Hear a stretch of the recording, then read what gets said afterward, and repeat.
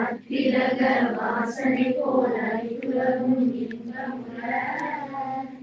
எத்திசையும் புகழ் மனத்தை இருந்த பெரும் தமிழனே தமிழனே உன் சீரிழமை திறமியந்த செயல் மறந்து வாழ்த்துதுமே வாழ்த்துதுமே வாழ்த்துதுமே.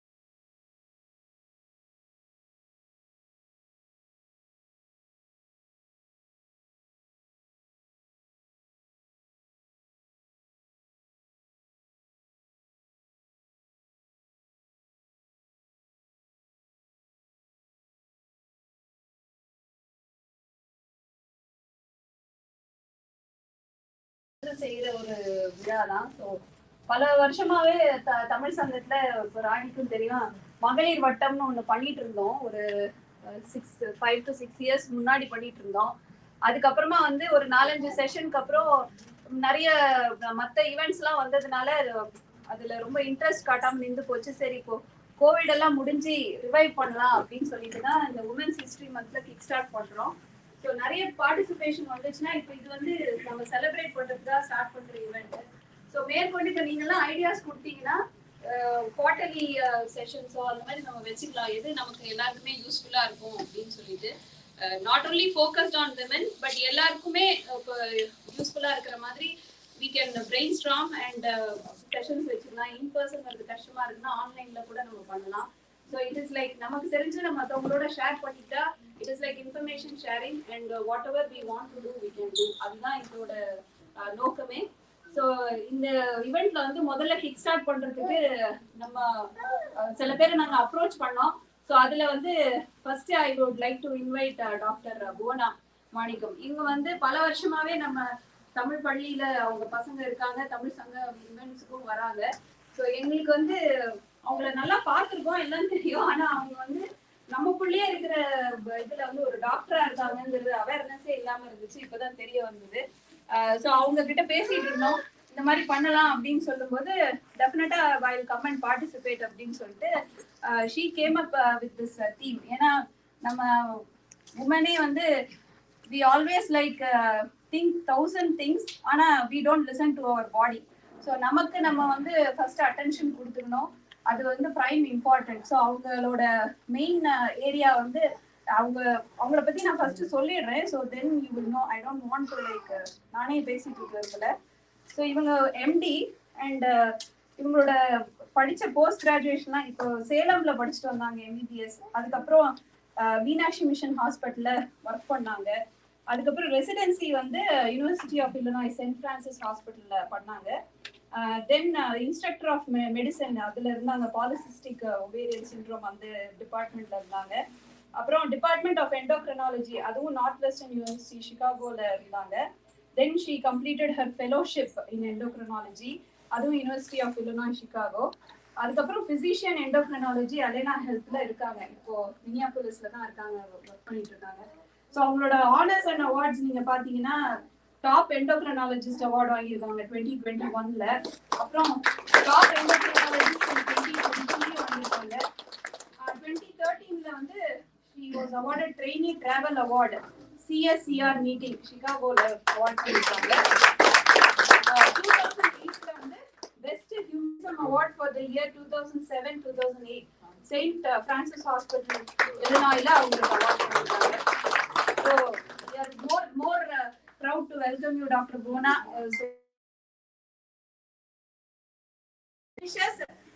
We'll have a short question answer. ஏன்னா நமக்கு 4:30 to 6, so we also have more speakers.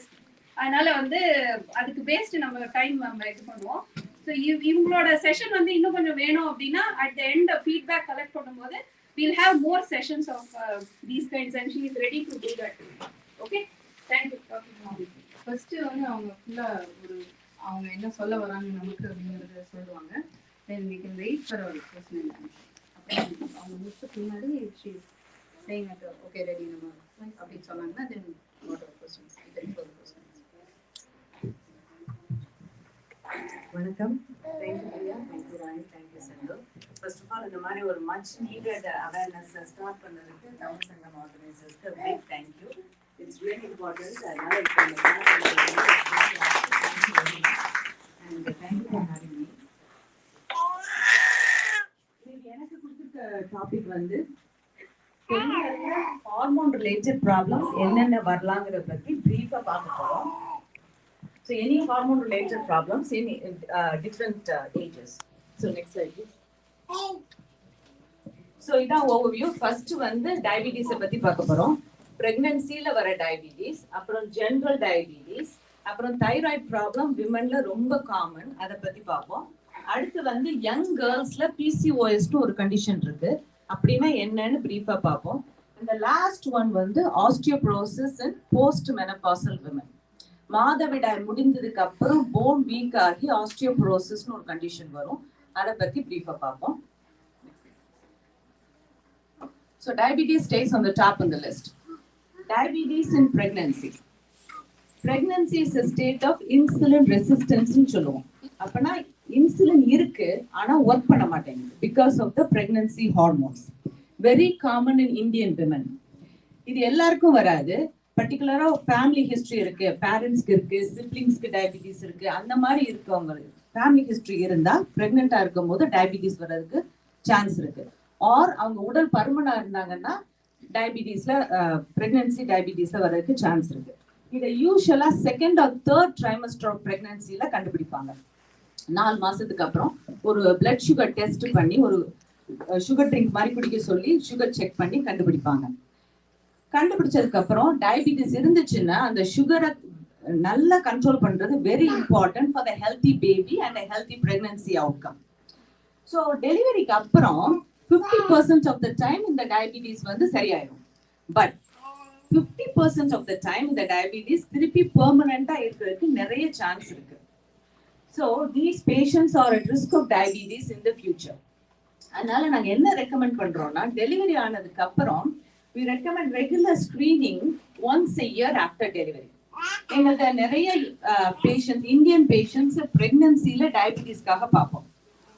They do a really good job. ரொம்ப நல்லா பண்ணுவாங்க. 4 times a day blood sugar check பண்ணுவாங்க, strict low carbohydrate diet follow பண்ணுவாங்க, healthy baby இருக்கும், healthy pregnancy outcome. Then after delivery things fall through the crack. They get very busy with the baby, family, they don't take any time for their self care. Diabetes பிரெக்னன்சில வந்தது இனிமே வராது அப்படிங்கிற இன்டென்ஷன்ல நிறைய பேர் follow பண்ண மாட்டாங்க. But there is risk of diabetes 50% chance. எல்லாருக்கும் இருக்குன்னு சொல்ல முடியாது, பட் இருக்கான்னு செக் பண்ணிக்கிறது better.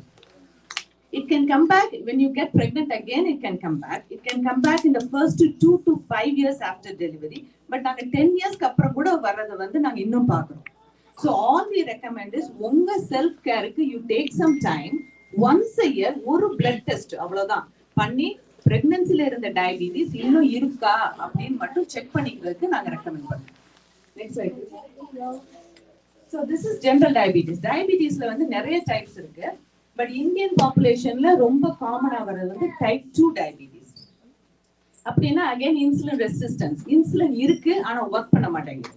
That's because usually genetic. We all have bad genes. We are highly insulin resistant.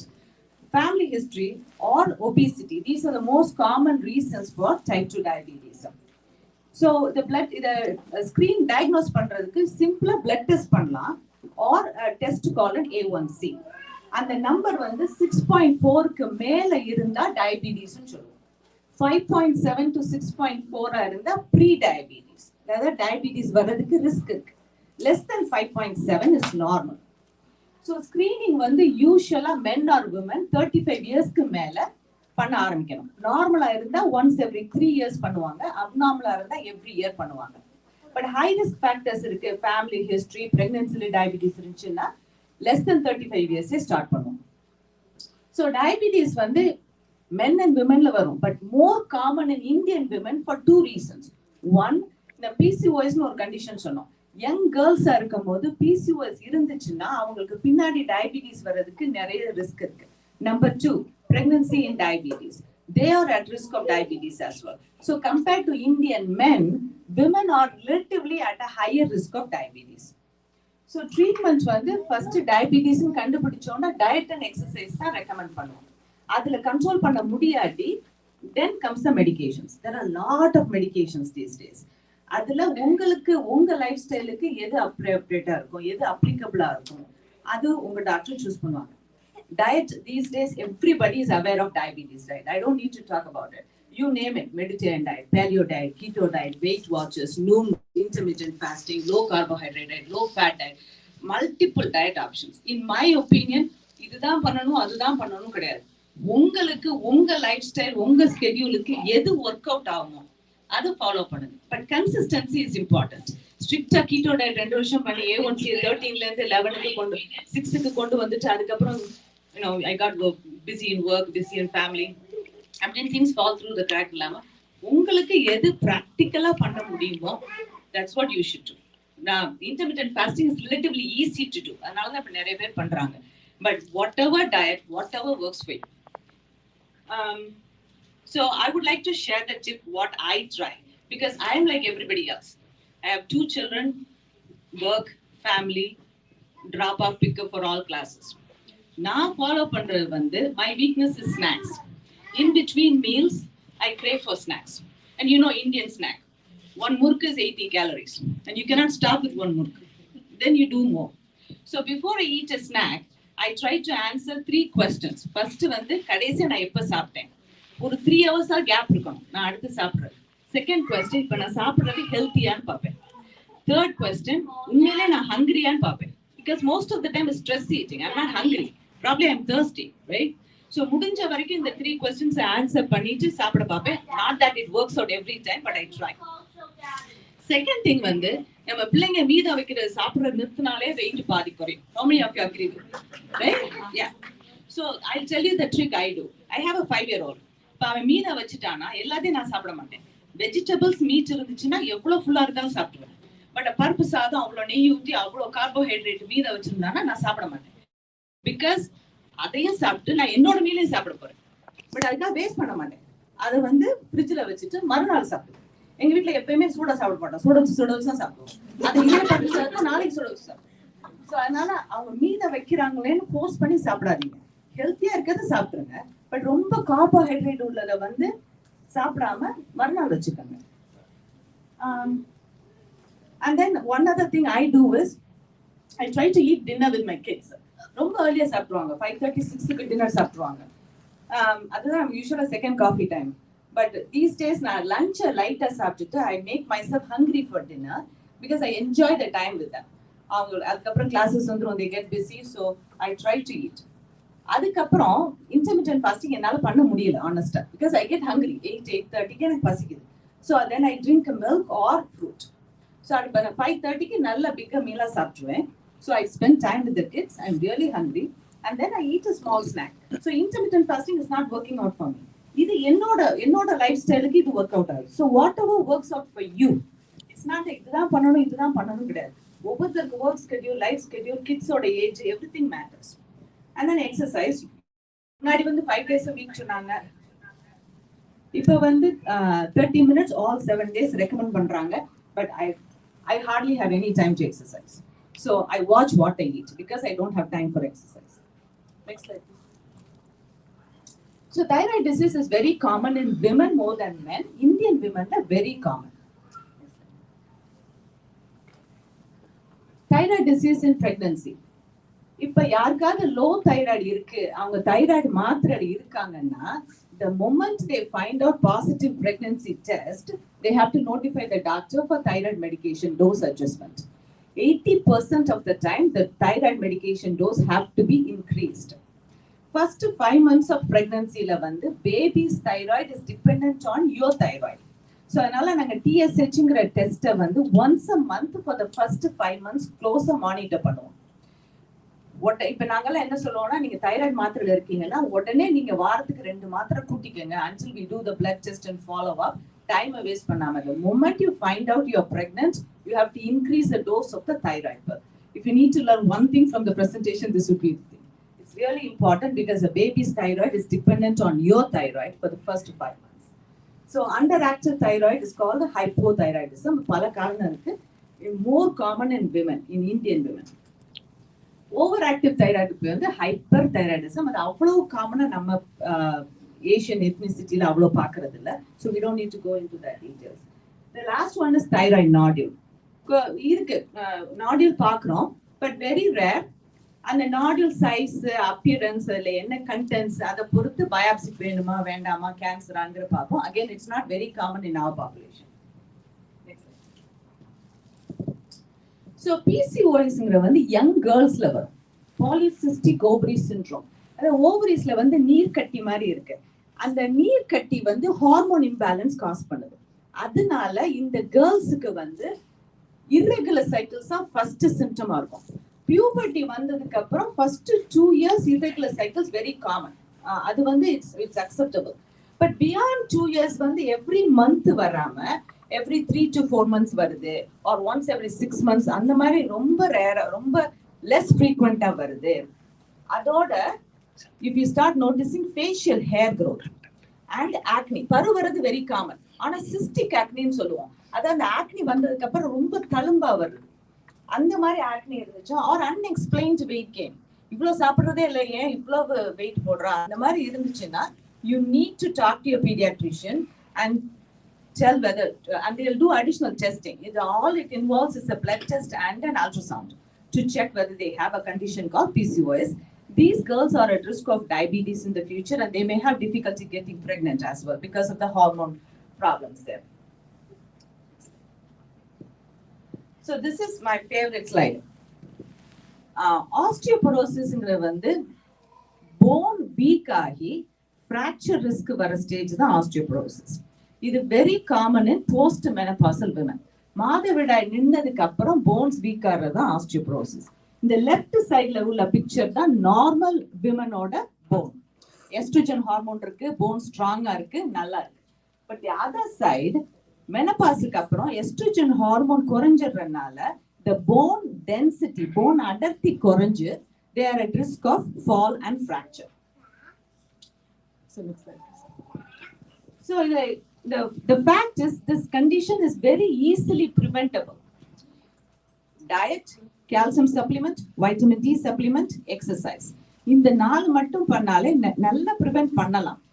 அதுலயும் prevent பண்ண முடியலன்னா நிறைய treatment options இருக்கு. So usually postmenopausal womenக்கு 1000 milligrams of calcium, 1000 units of vitamin D every day வேணும். அது first preferably dietல எடுத்துக்கிறதுக்கு recommend பண்ணுவோம். Dietல all of the dairy products have lot of calcium, milk, yogurt, cheese, then fish, green leafy vegetables, broccoli, cheese, they all have calcium. And obviously the fast food will eat up your bone. Next slide. So நாங்க postmenopausal osteoporosis patientsக்கு இந்த மாதிரி ஒரு chart கொடுப்போம். எவ்வளவு மில்க்ல எவ்வளவு grams of calcium இருக்கு. So the first one is milk வந்து 240 ml 300 milligrams, yogurt வந்து 250 milligrams. So Indian dietல honestly இந்த லிஸ்ட்ல உள்ளபடி 1000 milligrams a day ரொம்ப கஷ்டம். It's very hard. So இந்த மாதிரி டயட்ல எடுக்க முடியாதவங்களுக்கு we recommend supplement. So all we need to know is நம்ம அம்மா அக்கா யாராவது மெனோபாஸ்ல ஏஜ்ல இருந்தாங்கன்னா just tell them to take a calcium supplement of 1000 milligrams and a vitamin D of 1000 units every day. Dietல எடுக்க முடிஞ்சா well and good. எடுக்க முடியாட்டி over the counter calcium supplement. All you need to remember is a 1000 of calcium, 1000 of vitamin D every day. Menopause age reach பண்ணிட்டாங்கன்னா make sure they get enough calcium and vitamin D to optimize their bone health. So the third part of the prevention osteoporosis is exercise. Any weight bearing exercises, walking, running, jogging, gardening, any weight bearing exercises is good for the bone. For example, swimming doesn't do much for the bones because the water is holding you. Unga weight neenga hold panningana, that will improve the bone health. So in the condition eppadi naanga diagnose pandromna or DEXA scanner irukum. It's like an x-ray. You lay on the table and they measure the bone density of the bigger, like முதுகு hip bones, அதோட bone density measure பண்ணுவாங்க. அது வந்து ஒரு number. If the number is -2.5 க்கு கீழ இருந்துச்சுன்னா you have osteoporosis ன்னு சொல்லிட்டு ட்ரீட்மென்ட் ஸ்டார்ட் பண்ணுவோம். So இதுதான் அந்த பிக்சர் இப்படி வரும். அதுல வந்து ஸ்கோர் தருவாங்க. அதை பொறுத்து osteoporosis இருக்கான்னு டயக்னோஸ் பண்ணுவோம். So this is my final slide.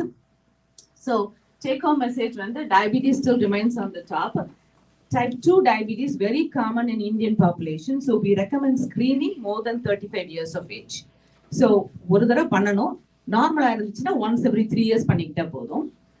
And we are all highly insulin resistant. Our diet is high in carbohydrate. India is carb nation and capital of diabetes, so we really have to focus on our diet. The next is diabetes in pregnancy. Pregnancy-ல அவ்வளோ நல்லா blood sugar control பண்ணிட்டு டெலிவரிக்கு அப்புறம் ஈஸியா எடுத்துக்காம we understand you are busy but still take your time to get a blood test once a year after delivery to make sure you don't have diabetes. The next is thyroid disease in pregnancy, very common. Low thyroid இருக்கவங்க மாத்திரை எடுத்துட்டு இருந்தீங்கன்னா pregnant ஆனீங்கன்னா immediately உங்க doctor consult பண்ணி you have to increase the dose of the thyroid medication. PCOS, young girls are very common. Irregular cycles after 2 years of puberty, பரு வருது, facial hair growth இருந்துச்சுன்னா உங்க pediatrician discuss பண்ணுங்க. The last one is osteoporosis in postmenopausal women. 50 yearsக்கு மேல once a year first DEXA பண்ணணும், அப்புறம் once every 2 years பண்ணுவோம். அது ஈஸியா prevent பண்ணலாம். Diet, calcium, vitamin D and exercise. Thank you.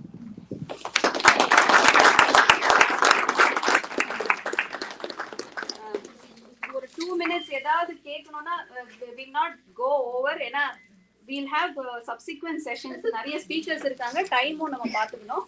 So 1 or 2 questions தான். மேம், இது கால்சியம் சப்ளிமெண்ட் சொன்னீங்க. மில்க் மட்டும் தான் டயட்ல மில்க் மட்டும் தான் சோர்ஸ் ஆஃப் கால்சியம். இதை வந்து நம்ம அதர் சோர்ஸ் ஆஃப் கால்சியம் என்ன? இப்போ மில்க் சப்போஸ் சாப்பிட வேணாம்னு நினைக்கிறவங்க வந்து அதர் சோர்ஸ் ஆஃப் கால்சியம் எடுத்துக்கலாமா? So ஒரு சார்ட் இருக்கும். அந்த சார்ட்ல வந்து ஒவ்வொரு கால்சியம் ஒவ்வொரு ஃபுட் ஐட்டம்ல எவ்வளவு அமௌண்ட் ஆஃப் கால்சியம் இருக்கும். 3 slides. This one. இதுதான் அந்த ஸ்லைட். ஸோ இதை மாதிரி milk, yogurt, orange juice, tofu, cheese, cottage cheese, ice cream or frozen yogurt, non dairy milk, soy, almonds, beans, dark leafy vegetables, almonds and orange. So it's just not a dairy product. நிறைய பேர் lactose intolerance இருப்பாங்க, அவங்களுக்கு எடுக்க முடியாது. So green leafy vegetables, nuts, வேற orange, ஆல்மண்ட்ஸ்ல எல்லாம் நிறைய கால்சியம் இருக்கு. ஒன்னே எலும்பு தேய்மானத்துக்கு சொன்னீங்க கால்சியம். இப்போ நிறைய பேர் வந்து மல்டிவிட்டமின் எடுத்துப்பாங்க. அப்படி இருக்கும்போது இதையும் சேர்த்து எடுக்கலாமா? So very good question. மல்டிவைட்டமின்ல அந்த அளவுக்கு கால்சியம், வைட்டமின் டி இருக்காது. மோஸ்ட் ஆஃப் த வைட்டமின் மல்டிவைட்டமின்ல 400 யூனிட்ஸ் ஆஃப் வைட்டமின் டி தான் இருக்கும். கால்சியம் 300 milligrams தான் இருக்கும். நீங்க அதை எடுத்துக்கிட்டு மிச்சத்துக்கு டயட்ல கொண்டு வந்துட்டீங்கன்னா it's well and good. It doesn't matter. நீங்க டயட்ல கொண்டு வந்தாலும் சரி, சப்ளிமெண்ட்ல கொண்டு வந்தாலும் சரி, மொத்தமா ஒரு நாளைக்கு 1000 milligrams of each, calcium 1000, vitamin D 1000 கிடைக்குதான்னு பாத்துக்கணும். எனக்கு தெரிஞ்சு most of the multivitamin will have only 400 of vitamin D, 300 of calcium. So you will still need an additional supplement if you cannot make it in the diet now. One more question. குளிருக்கும் bone ஹெல்த்துக்கும் ஏதாவது சம்பந்தம் இருக்கா? ஜெனரலா குளிர்ல இருக்கிறவங்களுக்கு தான் ஜாஸ்தி கால் வலி வருது, அந்த மாதிரி அடிக்கடி அந்த கம்ப்ளைண்ட்ஸ் வந்து நார்மலா விமன் கிட்ட இருந்து வருது. So just curious. ஆஸ்டியோபோரோசிஸ் ஒரே ப்ராப்ளம் வந்து வலியே வராது. நீங்க சொல்ற பெயின் வந்து osteoarthritis. Arthritis is a joint problem. அந்த ஜாயிண்ட்க்கு இடையில உள்ள அந்த fluid வந்து வயசாக தேய்றதுனால ஜாயிண்ட் பெயின். அது விண்டர்ல worsen ஆகும். ஆஸ்டியோபோரோசிஸ் அன்பார்ச்சுனேட்லி பெயினே காஸ் பண்ணாது. ஃபைனலா போனை பிரேக் பண்ணிருக்க அப்புறம் தான் பெயினே வரும். So it's a density problem. So it's asymptomatic. இது ஒரு சிம்டமே கிடையாது. So அதனால இதுக்கும் விண்டருக்கும் வந்து சம்பந்தம் கிடையாது. Thank you. So just a feedback. உங்களை வச்சு ஏதாவது உங்களுக்கு மேற்கொண்டு we want to learn more அப்படின்னா அவங்க கிட்ட நான் டாபிக்ஸ் கேட்குறேன். இப்போ சர்க்குலேட் பண்ணிட்டு இருக்கோம். உங்களோட name, email address, phone number கொடுங்க. So whoever is interested. So நம்ம ஒரு குரூப் மாதிரி ஃபார்ம் பண்ணி I will give you the topics. So ஏதாவது வேணும்னா நம்ம எய்தர் இன் பர்சன் ஆர் ஆன்லைன்ல we can have further session. Okay, thank you. So அடுத்தது வந்து நம்ம கூட சின்ன வயசுலேருந்தே படித்த பசங்க, அவங்க வந்து இன்னைக்கு they have become so big. நல்லா நிறைய ஃபீல்ட்ஸ்ல வந்து தே ஆர் ஷைனிங் வெல். சில பேர் ஹையர் ஸ்டடீஸ் படிச்சுட்டு இருக்காங்க, சில பேர் வந்து படிச்சுட்டு வேலைக்கு போயிட்டு இருக்காங்க. ஸோ நமக்குள்ளேயே அவ்வளோ எம்பவரிங் யங் ஜெனரேஷன் விமன் இருக்கும்போது அவங்கள கூப்பிட்டு பேசலாம் அப்படின்னு சொல்லிட்டு. So this is again kick start session. So இப்போ அவங்க கொடுக்குற இன்ஃபர்மேஷன்ல again I will come up with so many topics. அது வேணும்னா இன்ஃபர்மேட்டிவா அவங்களே கொடுப்பாங்க. லைக் ஃபார் ஸ்கூல்ல சூஸ் பண்ற சப்ஜெக்டோ, ஹையர் ஸ்டடீஸோ, இல்லை வந்து காலேஜ் அப்ளிகேஷனுக்கு ஹெல்ப் பண்றதுக்கு இந்த ஸ்பெசிஃபிக் ஃபீல்ட்ல வேணும் அப்படின்னா they are ready to give that. So இவங்க இப்போதைக்கு நான் 4 பேரை கூப்பிட்டுருக்கேன். there are so many other people who we can invite also further. So அடுத்தது வந்து ஜெஃப்ரினா ஜெயராஜ் கூப்பிடுறேன். இவங்க வந்து எனக்கு சின்ன வயசுல இருந்தே தெரியும். இவங்களுக்கு நான் தமிழ் ஸ்கூல்ல கிளாஸும் எடுத்திருக்கேன். பல வருஷமா தமிழ் சங்கம், தமிழ் ஸ்கூல்ல இருக்காங்க. She is allrounder. அவங்க வந்து நல்லாவும் தமிழ் பேசுவாங்க, டான்சர், எல்லாமே. Very very cheerful girl and I'm so proud to see her grown up so big. So இப்போ இவங்க வந்து MBA படிச்சிட்டு இருக்காங்க. So she is going to talk about business studies, அவங்களோட experience, her journey and then some information to share.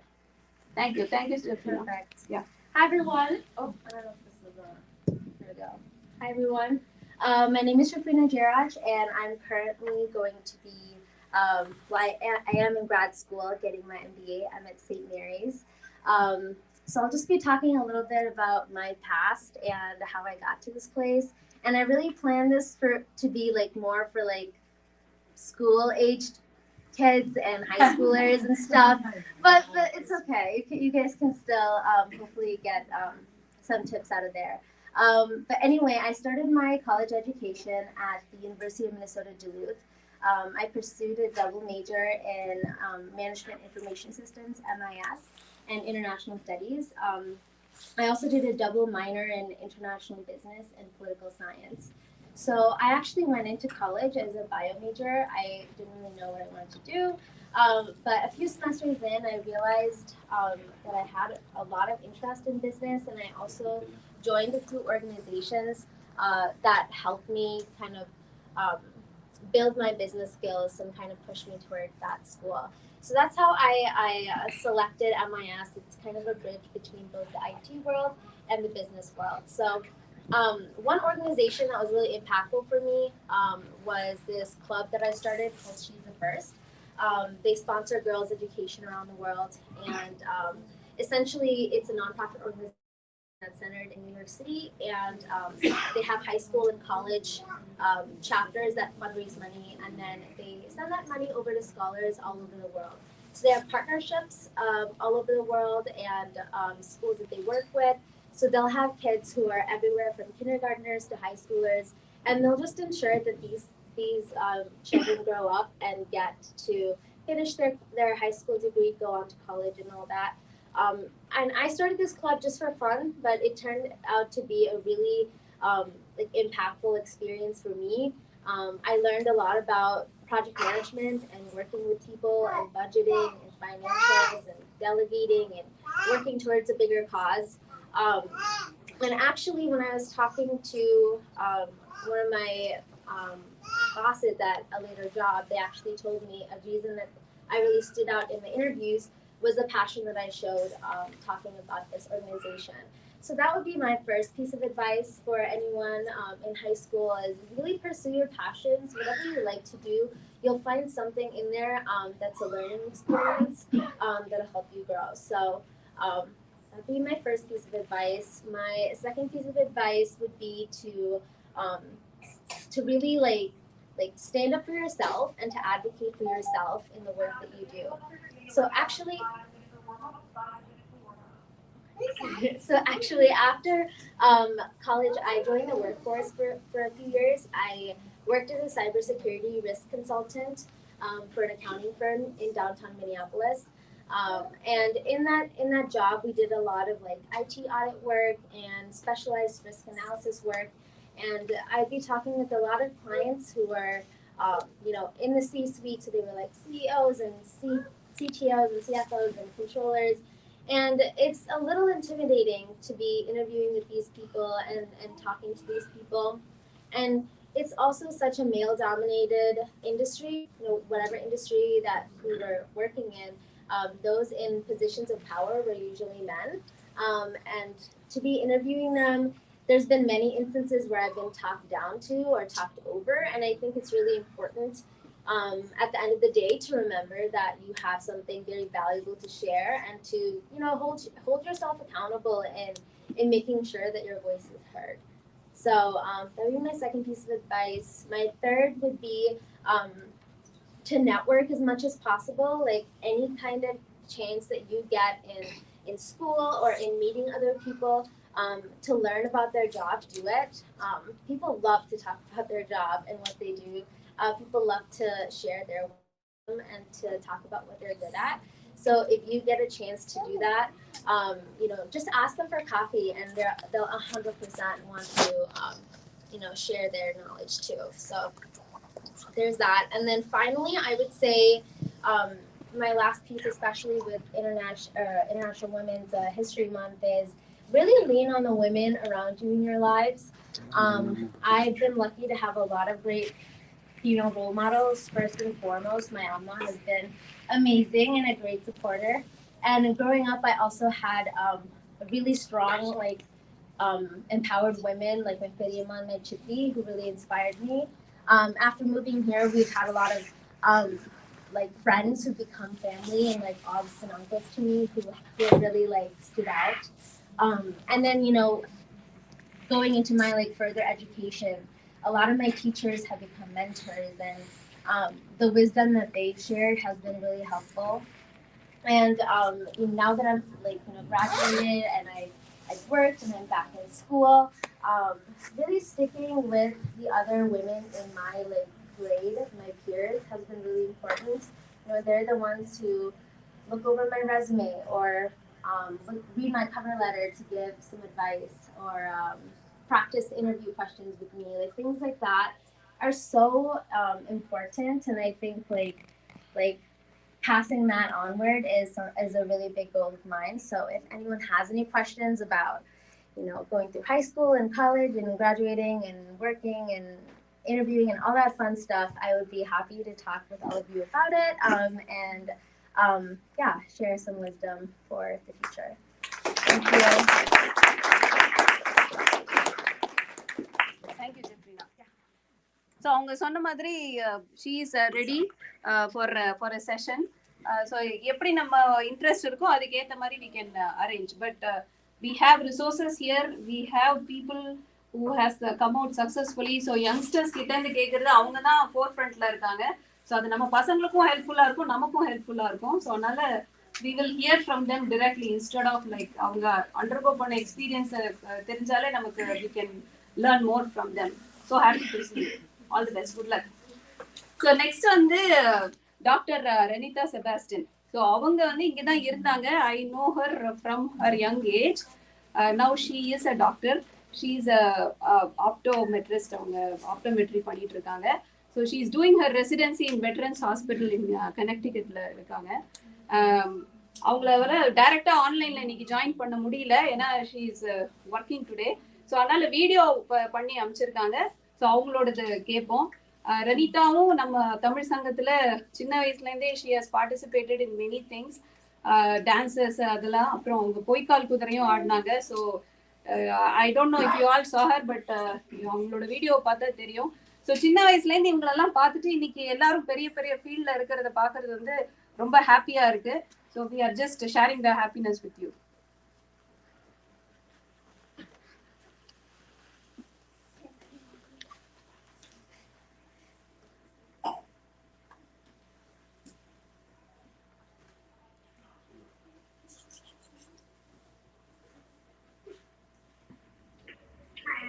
Hi everyone, I'm Renita.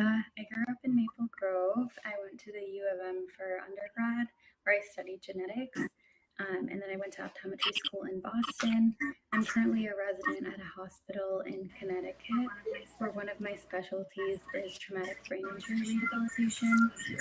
I've always wanted to be a doctor, but I never really knew what I wanted to specialize in.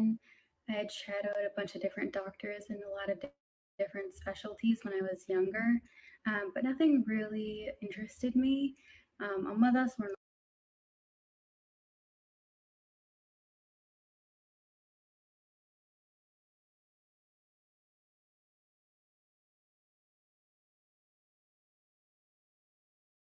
I grew up in Maple Grove. I went to the U of Hi everyone, I'm Renita. I grew up in Maple Grove. I went to the U of M for undergrad, where I studied genetics, and then I went to optometry school in Boston.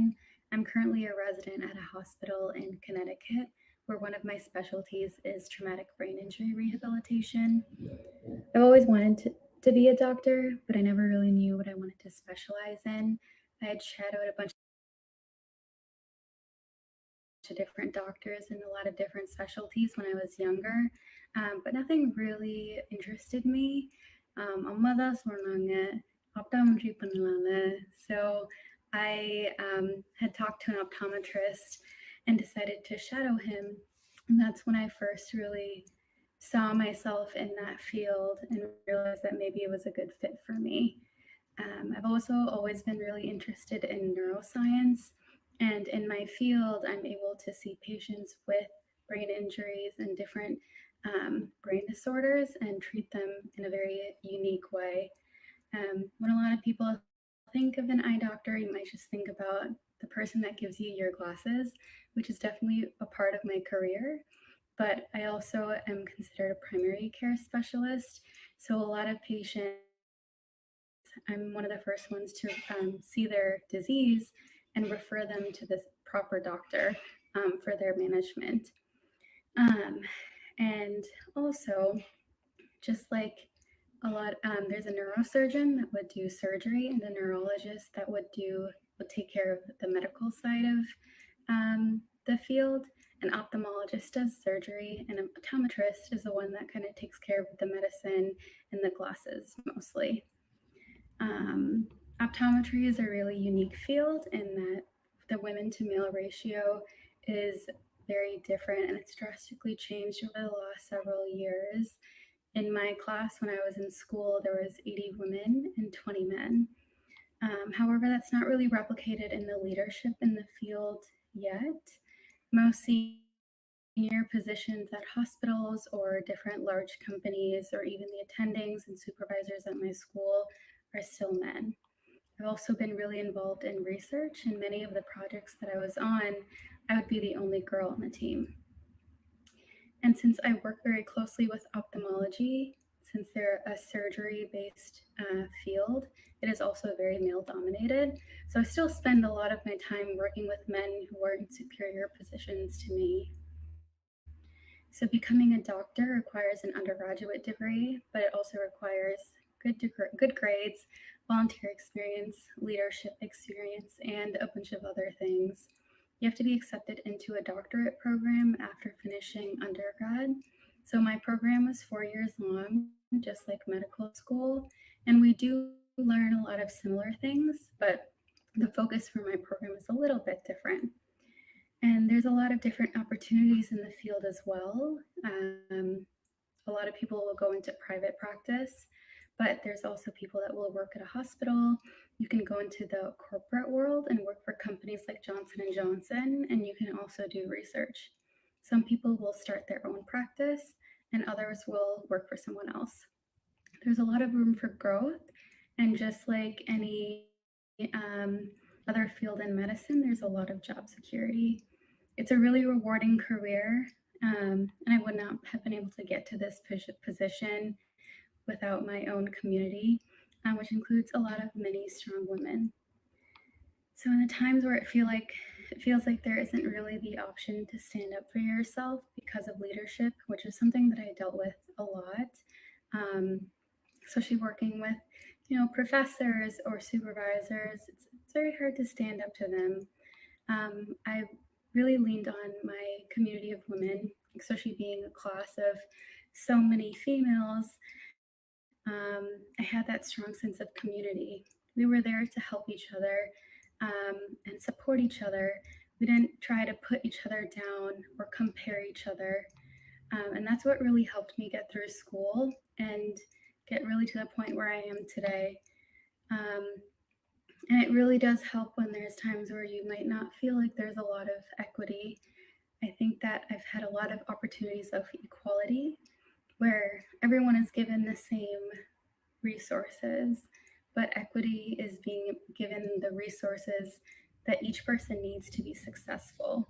And in these moments where maybe equity wasn't something that I experienced, it was really rewarding and really helped the situation to have a strong sense of community. And that's something that I wanted to share with everyone. Especially as women of color, we need to stand together and support each other. We need to help each other grow, because you don't know if you're working with a future colleague or a classmate, or hopefully even a friend. You should be able to help each other grow and build each other up. Don't put others down. So that's all I have to say. I wish I could have been there in person, but I'm really glad I was able to join virtually. If you have any questions, you can get my number from someone or try to connect with me on social media, and I'll definitely try to talk to you guys. But thank you for listening.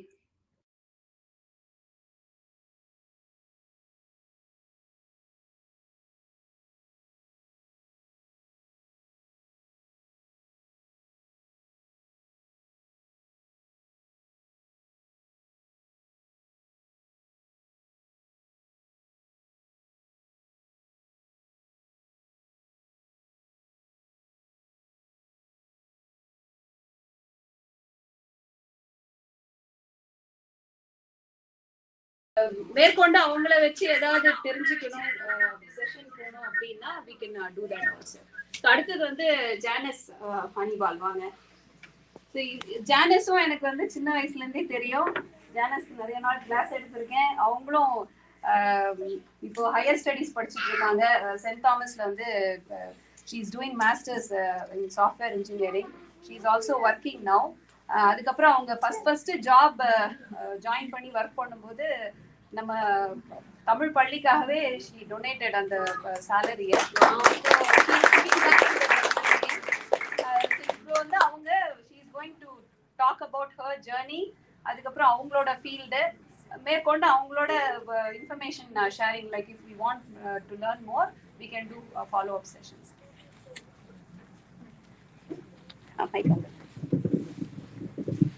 எல்லாருக்கும் வணக்கம். என் பேர் ஜானஸ் சுஃபினா Benjamin. நான் வந்து Wayzata ஹைஸ்கூலில் படித்து university of மினசோட்டாவில் electrical இன்ஜினியரிங்கில் major பண்ணேன். அப்படியே கம்ப்யூட்டர் சயின்ஸில் ஒரு மைனர். அதுக்கப்புறம் அது முடிச்சதுக்கப்புறம் யூனிவர்சிட்டி ஆஃப் செயின்ட் தாமஸில் சாஃப்ட்வேர் இன்ஜினியரிங்கில் படிச்சுட்டுருக்கிறேன். At the same time OSI அப்படின்னு ஒரு ஆட்டோமேஷன் கம்பெனியில் ஃபுல் டைமாக வேலை செய்கிறேன். நான் வந்து ஃபர்ஸ்ட்டு காலேஜ் சேரும்போது எதுக்கு எலக்ட்ரிக்கல் இன்ஜினியரிங் சூஸ் பண்ணேன்னா, அப்போ வந்து ஒரு டீச்சர் எனக்கு ஒரு அட்வைஸ் சொன்னாங்க. ஒரு ஸ்டூடெண்ட் வந்து காலேஜ் சேரும்போது அவங்கள வந்து இந்த கரியர் இந்த ஃபீல்டாக தான் இருக்க போகிறாங்கன்னு டிசைட் பண்ண வைக்கிறது ரொம்ப கஷ்டம். இப்போ எனக்கே வந்து காலேஜ் ஸ்டார்ட் பண்ணதுக்கு முன்னாடி ஏஐ வந்து பார்த்தீங்கன்னா சிரிஞ்சி, அது வந்து பேசிக்லி ப்ரீஃபெட் ரெஸ்பான்சஸ் தான் வச்சுருந்துச்சு. எல்லா லாங்குவேஜும் பேச முடியாததால அது ரொம்ப ரெஸ்ட்ரிக்டிவ் தான் இருந்துச்சு.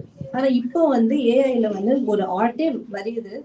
எத்திக்கல் ரீசன்ஸ், எத்திக்கல் கன்சர்ன்ஸ் அதெல்லாம் அசைடாக வச்சுட்டோம்னா it can understand multiple different languages. அது 4 இயர்ஸ்க்கு முன்னாடி இந்த ஏஐக்கும் இதுக்கும் நிறைய டிஃப்ரென்ஸ் இருக்கு. ஸோ ஒரு இண்டஸ்ட்ரி வந்து ரேப்பிடாக மாறிட்டே இருக்குது, எஸ்பெஷலி டெக்னாலஜின்னு பார்க்கும்போது. ஸோ எலக்ட்ரிக்கல் இன்ஜினியரிங்ல எனக்கு பிடிச்சது என்ன, வெரி ஓப்பன் ஃபீல்ட். அதில் வந்து பவர் சிஸ்டம்ஸ் இருக்கு, கம்யூனிகேஷன்ஸ் இருக்கு, embedded systems, AI is one of them. அது மாதிரி ஒரு பெரிய ஃபீல்டு இருக்கும்போது நம்ம 2 இயர்ஸ் அதில் எலக்ட்ரிக்கல் இன்ஜினியரிங் என்னன்னு பார்த்து படிக்கிறதுக்கே டைம் கரெக்டாக இருக்கும். அதுக்கப்புறம் நம்ம நெக்ஸ்ட் 2 இயர்ஸ் எந்த ஃபீல்டு போகலாம், என்ன படிக்கலாம் அப்படின்னு யோசிக்கிறதுக்கு கரெக்டாக இருந்துச்சுனால நான் எலக்ட்ரிக்கல் இன்ஜினியரிங் சூஸ் பண்ணேன். அப்போ நடுவில் வந்து ஒரு மெடிக்கல் டிவைஸ் கம்பெனியில் எனக்கு இன்டர்ன்ஷிப் கிடைச்சதுனால அங்கே போய் வேலை செய்யும்போது I had exposure to both hardware and software side. அப்போ வந்து ஓகே எனக்கு சாஃப்ட்வேரில் மோர் இன்ட்ரெஸ்ட் இருக்குன்னு தெரிஞ்சிருந்தேன். when I came back, I started the computer science minor. அதுக்கப்புறம் கிராஜுவேட் ஆனதுக்கப்புறம் மாஸ்டர்ஸ் பண்ண ஆரம்பித்தேன் சாஃப்ட்வேர் இன்ஜினியரிங்கில். சாஃப்ட்வேர் இன்ஜினியரிங்கில் மோர் நாட் ஜஸ்ட் ப்ரோக்ராமிங் மட்டும் இல்லாமல் project management, software development cycle, அது மாதிரி அந்த டாபிக்ஸும் கவர் பண்ணி நாலேஜ் பில்டப் பண்ணிட்டு இருக்கிறேன். From high school to now, நான் பார்த்தது ஒரே விஷயம், it's more common that I'm the only female in the room, only female in the team. Electrical engineering class ரூம்ஸில் பார்த்தீங்கன்னா கிளாஸில் 30 பேர் இருப்பாங்க, ஆனால் 3 பேர் தான் பொண்ணுங்க இருப்பாங்க. ஸோ ஆப்வியஸ்லி இப்போ வர ஜெனரேஷன்ஸில் அது ரேஷியோ வந்து இட்ஸ் கெட்டிங் பெட்டர். பட் நான் இருக்கும்போது அது இட் வாஸ் ஸ்டில் வெரி மேல் டாமினேட்டடாக இருந்துச்சு. பிகினிங்ல எனக்கு வந்து கொஞ்சம் தயக்கம் தான் இருந்துச்சு, என்னடா எல்லாரும் சுத்திட்டு இருக்கிறாங்க, நம்ம மட்டும் தான் ஒன்லி ஃபீமேலா இருக்கணும்னு. பட் டைம் போக போக நம்மளுக்கே புரியும், at the end of the day we are the equal student, co-worker, team member. அவங்களுக்கு எவ்வளோ கான்ட்ரிபியூட் பண்ணுறாங்களோ அதே அளவுக்கு நம்ம தான் பண்ணுறோம். ஸோ அதில் தயக்கம் இல்லாமல் ஒரு ஈக்குவலாக பார்த்தோம்னா கொஞ்சம் கான்ஃபிடன்ஸ் பில்டப் ஆகும். ஸோ எல்லா வர உமன் ப்ரொஃபஷனல்ஸ் எல்லாருக்கும் வந்து சொல்கிறது என்னன்னா, be confident about yourself. நீங்கள் உங்களால் என்ன ப்ரொவைட் பண்ண முடியுமோ அதில் கான்ஃபிடென்ட்டாக இருந்து அதை ஃபோக்கஸ் பண்ணுங்க. அது பண்ணாலே பாதி டிஸ்டன்ஸ் நம்ம கவர் பண்ணிக்கலாம். ஸோ நீ கொஸ்டின்ஸ் இருந்தால் கண்டிப்பாக கேளுங்க.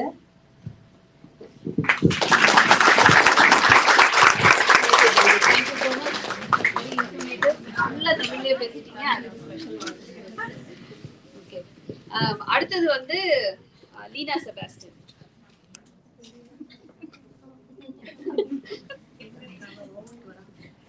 ஸோ லீனாவும் வந்து சின்ன வயசுலேருந்தே சங்கம்ல நிறைய பார்ட்டிசிபேட் பண்ணியிருக்காங்க, கலைகள்லாம் நிறைய பண்ணியிருக்காங்க. ஸோ இன்னைக்கு வந்து she completed her data science major complete பண்ணிட்டு 3Mல ஒர்க் பண்ணிட்டு இருக்காங்க. ஸோ நமக்கு வந்து கம்ப்யூட்டர் சயின்ஸ் அப்படிங்கிறது மட்டும்தான் தெரியும், டேட்டா சயின்ஸுங்கிறது it's a new emerging field. So அதை பற்றி வந்து அவங்க ஷேர் பண்ணிட்டு வராங்க. So thanks for coming. Hi everyone. Actually, I kind of changed my topic for today. I'm going to be talking about my unique college and like just education experience in general. Okay. So as Auntie mentioned, I'm Lena Sebastian. I'm currently a sales analyst at 3M. I live in Maple Grove and studied at St. Catherine University in St. Paul, which is very close to St. Thomas, which is where Rufy is currently doing her master's. So at St. Kate's, I pursued a BS degree in data science and minors in business analytics and economics. I thought I would major in computer science at first, but I quickly realized it wasn't for me. Then I took a stats course and fell in love with it, and I didn't really want to lose my computer science education, so I wanted to figure out a way to intersect statistics with computer science. And that's how I found data science. It contains 3 things I really love: storytelling, statistics, and problem solving. Data science is a well-known field interconnected with computer science, So today I'm just, like I mentioned, going to focus on my education. I went to Maple Grove Senior High, which is very different from Plymouth and Eden Prairie. I only studied with 4 other Indian girls, which was very hard for me. And I realized that I wanted to go to a smaller college that had more diversity, and I was able to connect with professors and students. At St. Kate's, I quickly found the multicultural office where I was given a mentor, and that mentor is the reason I found my job at 3M. The mentor could have easily just told me, hey, there's this place called 3M that I'm interning at, and it would be great if you joined, but she gave me the resources to really push myself and get to the place I am today. And as Upka mentioned in her video, it's important that we as women stand together and give each other the resources to be successful. Also at St. Kate's, I was an econ research assistant. And this was a place I really thrived and realized that this is what I wanted to do in the future, which was analyzing and visualizing data with other talented women. Many might think that the transition from an all-women's college would be hard from going to that to a big field data science, which is full of men. But the mission statement of my college is to educate women to lead and influence, and I really did that. In many of my classes, we discussed women empowerment, the importance of speaking our truth, and seeking out opportunities to exceed expectations of the social norms. These conversations really stuck with me in all of my team meetings, which were really mostly men. But as I said, it's important to stand together. There are 2 other women on my team. We always afterwards discuss what can we do, how can we change this, and I'm very grateful that my boss takes that. Also, college was not the only place I was surrounded by women. As I mentioned, St. Kate's is an all-women's college, and at home I'm surrounded by 3 very important women, Amma, Trisha, and Akka. And they're always there for me to give me advice and tell me how to improve myself. And then there's Appa. I don't know where that is. Many of you have probably asked Appa this question, how are you doing this? How are you at home with 3 other women? And Appa always says, what? Appa always said it's a privilege with a smile on his face.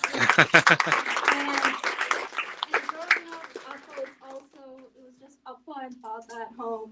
And Appa has always treated women as equals. And I really hope every man in this room does the same. Yeah. So thank you, Appa, and thank you, Appa.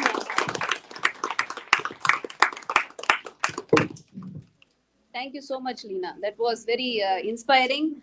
Nariya sessions we will have with you on data science specifically. Okay, thank you so much.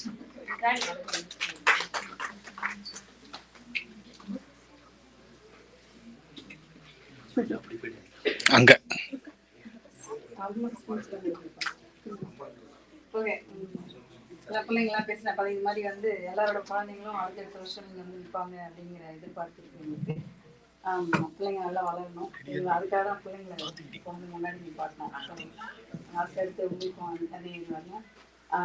இதில் interest இருக்கிறவங்க டெஃபினட்டாக சொல்லுங்க, having a plan. இவங்களை வச்சு நம்ம இவங்க 4 பேர் தான், பட் இன்னும் காலேஜ் படிச்சுட்டு இருக்க பிள்ளைங்களே நம்ம பிள்ளைங்க நிறைய பேர் இருக்காங்க. அந்த ஹை ஸ்கூல்ல இருக்கிற குழந்தைங்களுக்கு யூஸ்வலாக கொஸ்டின்ஸ் எல்லாம் இருக்கும் இல்லையா, நமக்கு என்ன பண்ண போறாங்க, அதுக்கு என்ன படிக்க போறாங்க, அவங்க நம்ம கிட்ட பேசுறதை விட இந்த மாதிரி ஏற்கனவே காலேஜ் இருக்க பிள்ளைங்க பேசினாங்கன்னா இன்னும் ஈஸியா இருக்கும் அவங்களுக்கு.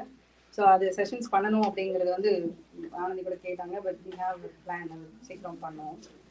சொல்லுங்க, நீங்க இன்ட்ரெஸ்டா கேட்டாதான் நாங்களே வாங்கன்னு சொல்லி வர்றதுக்கு நீங்களே சொன்னீங்கன்னா இன்னும் நாங்க இன்ட்ரெஸ்டா நிறைய பண்ண முடியும். அடுத்து நமக்காக வரப்போறவங்க டாக்டர் ஜெயந்தி.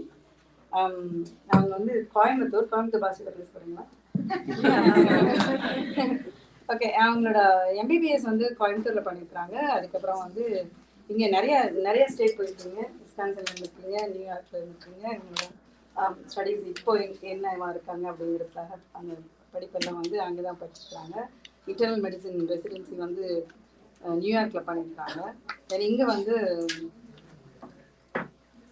ஹெமட்டாலஜி இங்கே பண்ணியிருக்காங்க, யூனிவர்சிட்டியில் பண்ணியிருக்காங்க. Then she is working for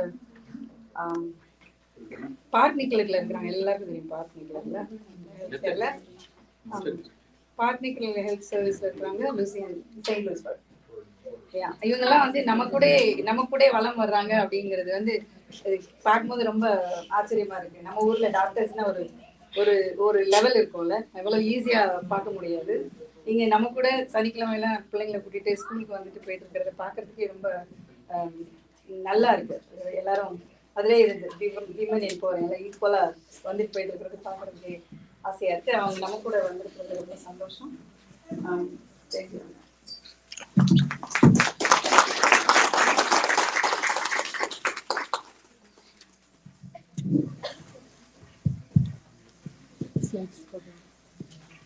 எல்லாருக்கும் வணக்கம்.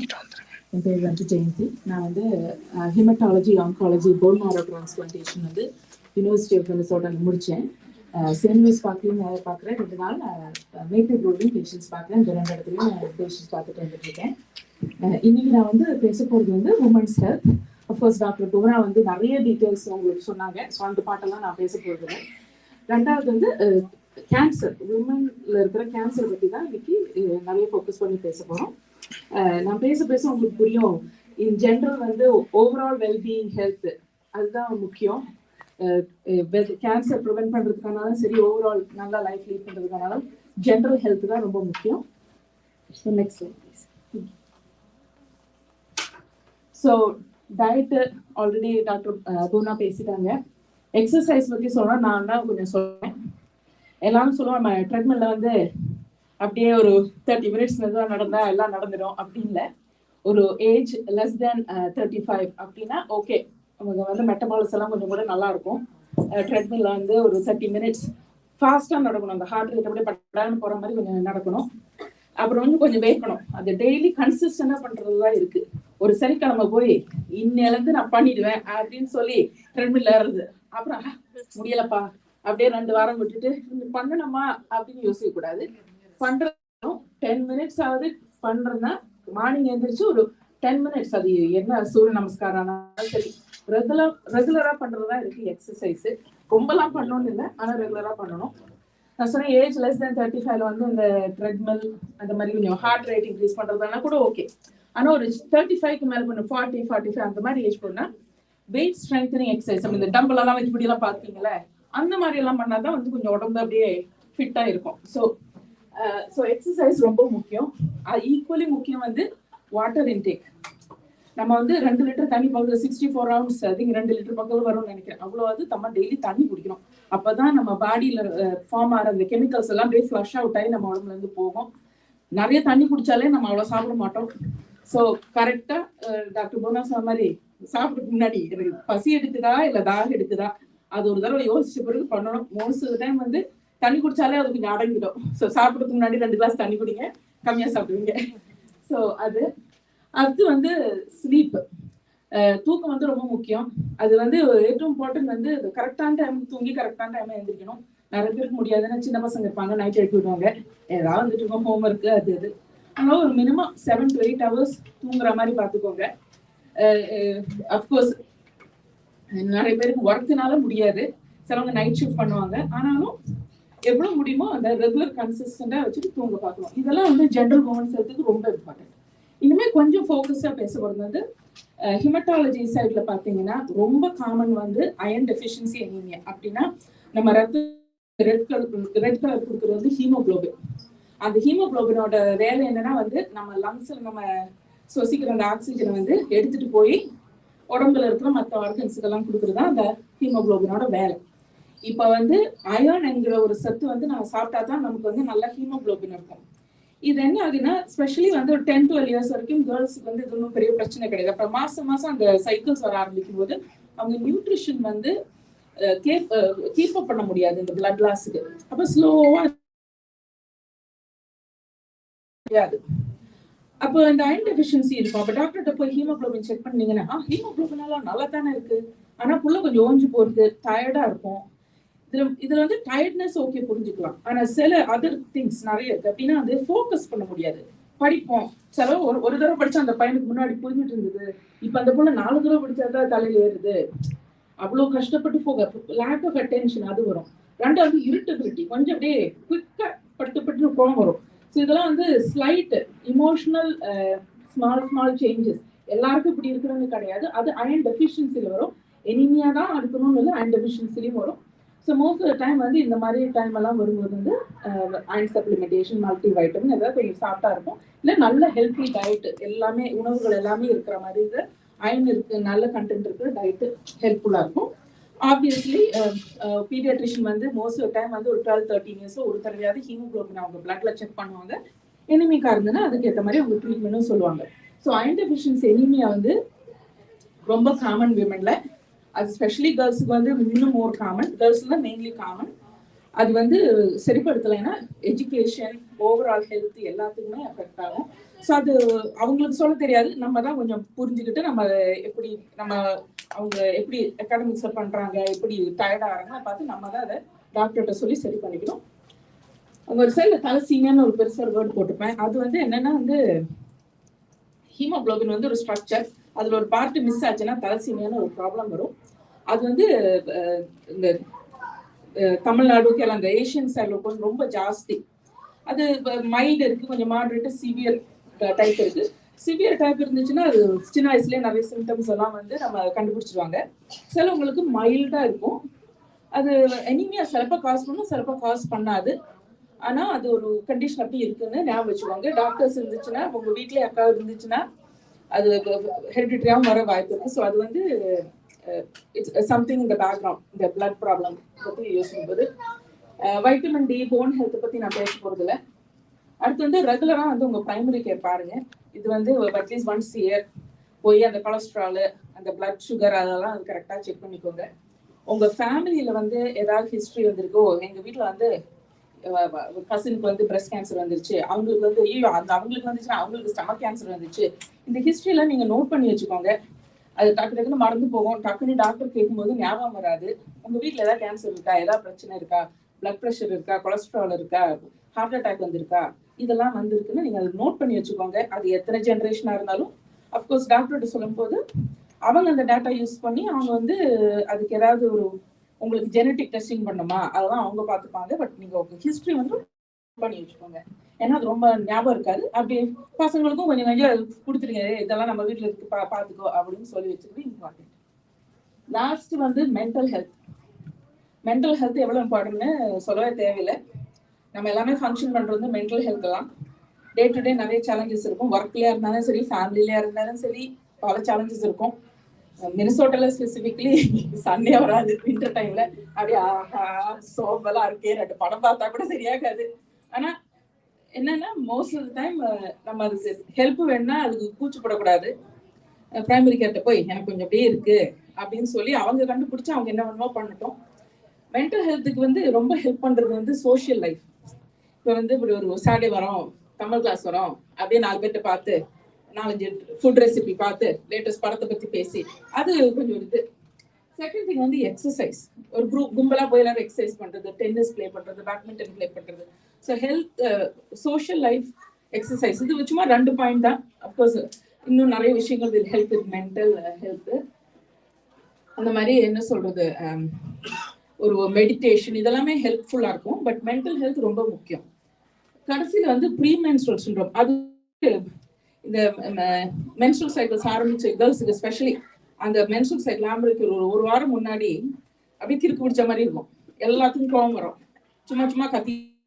அது வந்து அவங்களுக்கு அப்படி ஒரு விஷயம் இருக்குன்னு அவங்களுக்கே தெரியாது. நமக்கு எதுக்குடா அது சும்மா வாண்டு மாதிரி கத்திட்டு இருக்குன்னு நமக்கும் தோணும். பட் அது வந்து அவங்களை எஜுகேட் பண்ணி இப்படி ஒரு விஷயம் இருக்கு, இதுக்கு வந்து சிலது வந்து மைல்டா இருக்கும். கொஞ்சம் அவங்க வந்து கொஞ்சம் அந்த டைம்ல வந்து ஓகே இது நமக்கு இதுதான் அவங்க புரிஞ்சுக்கிட்டு அது கொஞ்சம் இமோஷன் கண்ட்ரோல் பண்ணா ஓகே. சிலவங்களுக்கு சிவியரா வரும்போது அதுக்கு மாத்திரை தேவைப்படும். ஸோ அதை வந்து நம்ம இக்னோர் பண்ணிக்கிட்டு இது ரொம்ப மோசமா அதுக்குள்ள இருக்கு, இது சரி வராது, அந்த ஆர்குமெண்டேட்டிவ்க்கு முன்னாடி think there could also be some health related situation அப்படின்னு. ஸோ இதெல்லாம் வந்து ஜென்ரல் உமன்ஸ் ஹெல்த் பற்றி சொல்கிறேன். நெக்ஸ்ட் அடுத்தது வந்து கேன்சரை பற்றி இப்போ பேசலாம் நினைக்கிறேன். கேன்சர் வந்து நான்லாம் வந்து சின்ன வயசா இருக்கும்போது எங்கேயாவது 1-2 பேருக்கு தான் கேன்சர்னு தெரியும். அப்புறம் வந்து எம்பிபிஎஸ் படிக்கும்போது அவங்க ஏதோ ஒரு கேன்சர் பேஷண்ட் பார்க்கணும்னு இருக்கும். இதுவும் ஒரு 2012-2015 அந்த டைம்ல கூட ஆன்காலஜி எடுத்தா ஒன்றும் பெரிய பிரச்சனை இல்லை, அவ்வளோ பிஸியாலாம் இருக்காதுன்னு நினைக்கிறேன். ஏதோ அப்பப்போ ஏதோ ஒரு கேன்சர் வரும், அவ்வளோ ஒன்றும் பிஸி ஸ்பெஷாலிட்டி மாதிரி தெரியல. கார்டியாலஜி எடுத்தா எல்லாருக்குமே ஹார்ட் அட்டாக் வருது, அதெல்லாம் பண்ணக்கூடாது, நமக்கு ஒதுங்கிற மாதிரி ஆன்காலஜி சிம்பிளா இருக்கும், ரொம்ப பேஷண்ட் எல்லாம் வராது அப்படின்னு. அது 2012-2015.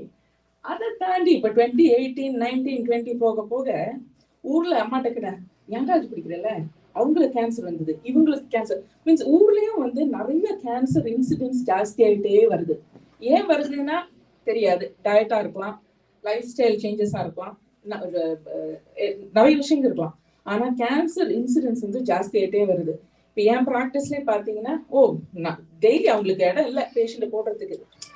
அது வந்து இதையும் வந்து ட்ரைனிங் டைம்ல எல்லாம் வந்து நான் வந்து நம்ம சவுத் ஏஷியன் அந்த கம்யூனிட்டி வந்து நான் நிறைய பார்த்தது இல்லை, இப்போ வந்து நிறைய பார்க்குறேன். அது எனக்கே அதிசயமா இருக்கு, அது என்னன்னு நமக்கு தெரிஞ்சவங்க கூட இருக்கலாம். அப்போ வந்து கேன்சர் வந்து இன்சூரன்ஸ் போயிட்டே இருக்குது அப்படின்னா வந்து நமக்கு நம்ம பாடி நம்ம நல்லா தெரிஞ்சு வச்சுக்கணும், பிரச்சனைனா டாக்டர்கிட்ட போகணும், அது வந்து இம்பார்ட்டன்ட். ஸோ நெக்ஸ்ட் சில கேன்சர் சொன்ன இந்த ஃபேமிலியில என்னெல்லாம் இருக்குன்னு தெரிஞ்சு வச்சிருக்கணும். சில கேன்சர்லாம் வந்து பாட்டிக்கு வந்திருக்கும், பாட்டியோட தங்கச்சிக்கு வந்திருக்கும், உங்க கசினுக்கு வந்திருக்கும், அந்த மாதிரி இருக்கும். ஸோ அந்த மாதிரி சில கேன்சர், இந்த பிரஸ்ட் கேர்ல மார்ல வர கேன்சர், ஓவரியன் கேன்சர், பேங்க்ரியாஸ்னு ஒரு அவயம் இருக்கு இந்த வயத்துக்கு நடுவில், அதுல பேங்க்ரியாட்டிக் கேன்சர். எந்த படம்? இந்த வாரிசு படத்தில் சொன்னாங்க, கரெக்ட், வாரிசு படத்துல பேசின பேங்க்ரியாட்டிக் கேன்சர் பத்தி தான். மெலனோமாங்கிறது வந்து ஸ்கின் கேன்சர். அது வந்து நிறையமே வந்து ஃபேர் ஸ்கின் பீப்புளுக்கு தான் நிறைய வருது. ஆனாலும் நான் I've also seen in Asian community also seen melanoma cancer பார்த்துருக்கேன். அப்புறம் கோலன் கேன்சர் அப்படின்னா வந்து கட்ல பவுல்ஸ் கேன்சர் தான் கோலன் கேன்சர். இதுல எல்லாத்துக்குமே வந்து ஒரு ஹெரிடிட்டரி கம்போனன்ட் இருக்கு அப்படின்னு மட்டும் நீங்க தெரிஞ்சா போதும். அப்புறம் உங்க ஃபேமிலியில யாருக்காவது இருந்துச்சுன்னா இப்போ டாக்டர்கிட்ட ஏதாவது கேட்டேன், அது ஸ்கின்னில் தானே ஒரு மெலனோமா, அதெல்லாம் எதுக்கு சொல்லணும்? இல்லை சொல்லணும், டாக்டர்கிட்ட சொல்லணும் இந்த மாதிரி ஒரு கேன்சர் வந்து இருக்குன்னு நம்ம சொல்லணும். ஸோ இதெல்லாம் வந்து ஹெரிடிட்டரியா இருக்கிற கேன்சர். இதெல்லாம் எங்க ஃபேமிலிங்க கேட்டிங்கன்னா நீங்க நோட் பண்ணி வச்சுக்கோங்க. Next please. நான் மெயினாக வந்து இன்னைக்கு பிரஸ்ட் கேன்சர் பற்றி தான் பேச போகிறேன். இதெல்லாம் வந்து என்ன சொல்கிறது, ஒரு 15-20 மினிட்ஸில் பேசுகிற மாதிரி டாப்பிக்கில் என்ன இம்பார்ட்டண்ட்டாக இருக்கிறது சூஸ் மட்டும் சொன்னேன். ஃபேமிலி ஹிஸ்ட்ரி ஆஃப்கோர்ஸ், அவங்க அம்மாவுக்கு ஒரு கட்டி இருக்கு, பாட்டி, அந்த மென்ஸ் சைட்லேயும் கொஞ்சம் கேன்சர்ஸ், அதெல்லாம் ஹெரிடிட்டரி, இந்த பிஆர்சி மியூட்டேஷன் சொல்லுவாங்க. அதனால வந்து உங்கள் தப்பு கிடையாது, அப்படியே மதர் டு டாட்டர் அந்த மாதிரி பாஸ் ஆகிற ஜெனட்டிக் மியூட்டேஷன்ஸ், அதுல வந்து பிரஸ்ட் கேன்சர் பார்க்கலாம். அப்புறம் வயசு ஆக ஆக ஒரு 20-year-old 30-year-old மாதிரி 30-year-old is higher risk for cancer, 40-year-old more higher risk than 20-year-old. அது 50 risk increases with age. வயசு ஆக ஆக வரும். எத்தனிசிட்டி ரேஸ், அது இப்போ ஏஷியன்ஸ்னா முன்னாடி அவ்வளோ இருக்கலாம், இப்போ அது வந்தாச்சு, நிறைய வந்தாச்சு. இம்பார்ட்டன்ட் வந்து லைஃப் ஸ்டைல், ரொம்ப ஹெவி ஓவர் வெயிட், ஒபிசிட்டி, இதுலலாம் வந்து இருக்கும்போது நம்ம ஃபேட் இருக்குல்ல பாடியில, அதுல வந்து நிறைய ஃபீமேல் ஹார்மோன்ஸ் ஸ்டோர் ஆயிருக்கும். நம்ம ஓவரீஸ்ல தான் மெயினா ஹார்மோன் இருக்கும்னு நினைக்கும். இந்த லேடி ஹார்மோன்ஸ், இந்த எஸ்ட்ரோஜன், ப்ரொஜெஸ்டரான்லாம் ஓவரீஸ் மட்டும் நினைப்போம், அது கிடையாது. பாடியில இருக்கிற ஃபேட்லயும் நிறைய ஹார்மோன்ஸ் ப்ரொடியூஸ் ஆகுது. அப்ப நிறைய எடை இருக்கிறவங்களுக்கு வந்து அந்த ரிஸ்க் ஜாஸ்தி ஃபார் பிரஸ்ட் கேன்சர். செகண்ட் வந்து ஆல்கஹால். அவங்க தண்ணி போடுவாங்களா? இல்ல, நிறைய ஆல்கஹால் கன்சம்ஷன் நிறைய இருக்கு.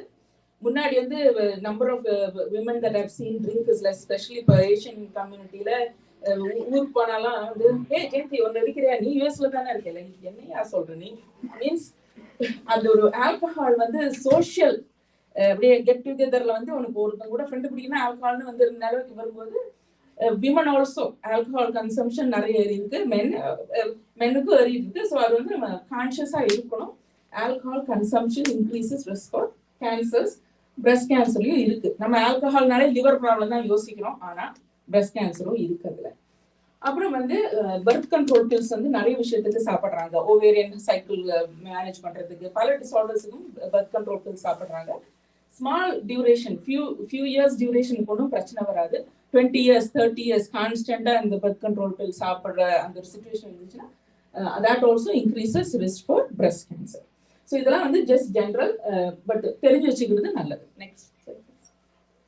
அப்புறம் another thing வந்து முன்னாடியெல்லாம் வந்து 21 வயசு ஆச்சு பொண்ணு பார்க்கணும் மாப்பிள்ளை பார்க்கணும் அந்த மாதிரி ஒரு ஏர்லி மேரேஜ் இருந்தது.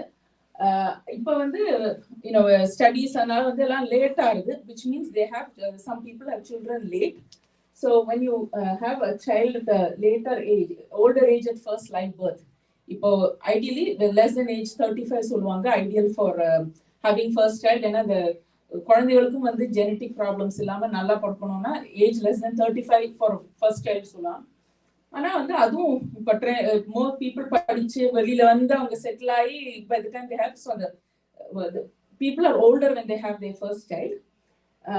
செகண்ட் திங் வந்து வெரி யங்கா மென்சஸ் ஸ்டார்ட் பண்றது லெஸ் தென் 10-9 வந்து increase risk for breast cancer. குழந்தைகளே இல்லாதவங்க அதுவும் ஒரு ப்ராப்ளம். இதெல்லாம் வந்து increases risk for breast cancer. அப்புறம் வந்து கீழே வந்து கொஞ்சம் ஒரு ஃப்ரெஞ்ச் மாதிரி இருக்கும், அந்த LCIS ஹைப்பர்பிளேசியா அது இதுன்னு எல்லாம் போட்டிருப்பேன். அது வந்து இன்சைட்டோ கார்சினோமா அப்படின்னா வந்து ஸ்டேஜ் 0 கேன்சர் இனிஷியலா உங்க பிரஸ்ட் பயாப்சிலே இதுலயே வந்துச்சுன்னா அப்புறம் ஸ்டேஜ் 2-3 வரதுக்கான வாய்ப்பு ஜாஸ்திகள். அது மாதிரி பயாப்சிஸ் நிறைய பண்ணி இது ஒரு பிரச்சனைனா you're at higher risk for getting more cancers in future. அப்புறம் மேமோகிராஃபிக் பிரஸ்ட் டென்சிட்டின்னு போட்டிருப்பேன். மேமோகிராம் வந்து ஒரு ஸ்கிரீனிங் டெஸ்ட். அந்த டெஸ்ட் பண்ணா வந்து உங்களுக்கு கேன்சருக்கான கண்டுபிடிக்க முடியும். அந்த மேமோகிராம்லயே வந்து உங்களோட பிரஸ்டோட கண்டென்ட் ஸ்ட்ரக்சர் வித் டென்சிட்டி வந்து ஹெவியா இருந்துச்சுன்னா அந்த இமேஜிங்ல உங்களுக்கு வந்து உள்ள ஏதாவது சின்ன கேன்சர் இருந்தா தெரியாது. So women with high breast density அவங்க மேமோகிராம்ல வந்து சம்டைம்ஸ் கண்டுபிடிக்க முடியாது கேன்சருக்கான. சில ரேடியாலஜி டாக்டர்ஸ் என்ன சொல்லுவாங்கன்னா இல்ல இந்த பேஷண்ட் வந்து MRI பண்றதுதான் நல்லது, பிரஸ்ட்டுக்கு MRIன்னு சொல்லி ஒரு இமேஜிங் இருக்கு அது பண்ண சொல்லுவாங்க. ஸோ பேஷண்ட்ஸ் என்ன சொல்றது நல்ல பிரஸ்ட் டென்சிட்டி ஜாஸ்தியா இருந்துச்சுன்னா இன்க்ரீஸ் ரிஸ்க் ஃபார் கேன்சர்னு சொல்றாங்க. அப்புறம் ரேடியேஷன் தெரப்பி. நீங்க சொல்ல என்ன ரேடியேஷன் அப்படின்னு சிலவங்களுக்கு வந்து சின்ன குழந்தையிலேயே வந்து கேன்சர்லாம் வந்துருக்கும். அதுக்காக வந்து நெஞ்சு ஏரியால வந்து ரேடியேஷன் பண்ணியிருப்பாங்க. ஒரு எக்ஸாம்பிள் வந்து ஹாட்ச்கின்ஸ் லிம்ஃபோமா, அது ஒரு பிளட் கேன்சர். அதுக்கு வந்து ரேடியேஷன் தான் பண்ணிட்டு இருந்தாங்க இந்த செஸ்ட் ஏரியால. ஸோ அப்படி முன்னாடி உங்களுக்கு கேன்சர் வந்து அதுக்கு ட்ரீட்மெண்ட் பண்ணி அதோட சைடு எஃபெக்டாகவும் ஃபியூச்சர்ல வந்து பிரஸ்ட் கேன்சர் வரலாம். ஸோ இதெல்லாம் வந்து other causes of breast cancer. So என்னெல்லாம் பண்ணினா நமக்கு அந்த ரிஸ்கை கம்மிப்படுத்தலாம். ஸோ என்னெல்லாம் இன்க்ரீஸ் பண்ணணும் நம்ம படித்தோம். அது நமக்கு சிலதான் கண்ட்ரோல் பண்ண முடியும், சிலது கண்ட்ரோல் பண்ண முடியாது. அது கீழே பார்த்தீங்கன்னா ரெகுலர் எக்ஸசைஸ் அதுதான் எனக்கு பிடிச்சது. நம்மளால முடிஞ்சது எவ்வளவு பண்ண முடியும் தெரியாது, பட் ரெகுலர் எக்ஸசைஸ். ஏன் எக்ஸசைஸ் இம்பார்ட்டன்ட்னா வந்து எக்ஸசைஸ் பண்ணும்போது நம்ம பாடியில் இருக்கிற ஃபேட் வந்து சேஞ்ச் ஆகும். அந்த ஃபேட் கம்போசிஷன் கம்மியாகி மசில் கம்போசிஷன் கூடும். அப்படி இருக்கும்போது வந்து நமக்கு அந்த எஸ்ட்ரோஜன் லெவல் வந்து ஓவரியில இருந்து தவிர மற்ற இடத்துல இருந்து வர எஸ்ட்ரோஜன் லெவல் கம்மியாகும். அப்படி வந்து உங்களுக்கு பிரஸ்ட் கேன்சரோட ரிஸ்க் கம்மியாகும். ஸோ அதுதான் எக்ஸசைஸ். செகண்ட் வந்து பிரஸ்ட் ஃபீடிங். இப்போ வந்து என்ன சொல்றது நிறைய டைம் வந்து அவங்க டெலிவரி பண்ணியிருப்பாங்க, அவங்க காம்ப்ளிகேஷன் போயிருப்பாங்க மதர். அதனால வந்து பேபிக்கு வந்து பாட்டில் ஃபீடிங் தான் பண்ணுவாங்க. ஸோ அப்படி இருக்கிறது வந்து அவங்க இருக்க பிரஸ்ட் ஃபீடிங் அட்டெம்ப்ட் பண்றாது செய்யணும். ஏன்னா பிரஸ்ட் ஃபீடிங் டிக்ரீசஸ். அப்புறம் வந்து cancer prevention, general measures, diet and exercise, sunscreen use. அப்படின்னா வந்து நம்ம ஊர்ல எல்லாம் அதோட பழக்கம் இல்லை. இந்த ஊர்ல எஸ்பெஷலி ஸ்கூல்ல இருந்தே சொல்லி அனுப்புவாங்க, இந்த வெளியில போய் அவுட்டோர் ஆக்டிவிட்டிஸ் எல்லாம் பண்ணும்போது சன்ஸ்கிரீன் போடுறது நல்லது. அப்புறம் vitamin D supplementation. Vitamin D வந்து போன் ஹெல்த்துக்கு தானே சொன்னாங்க, இதனது கேன்சரை பத்தி சொல்றாங்க.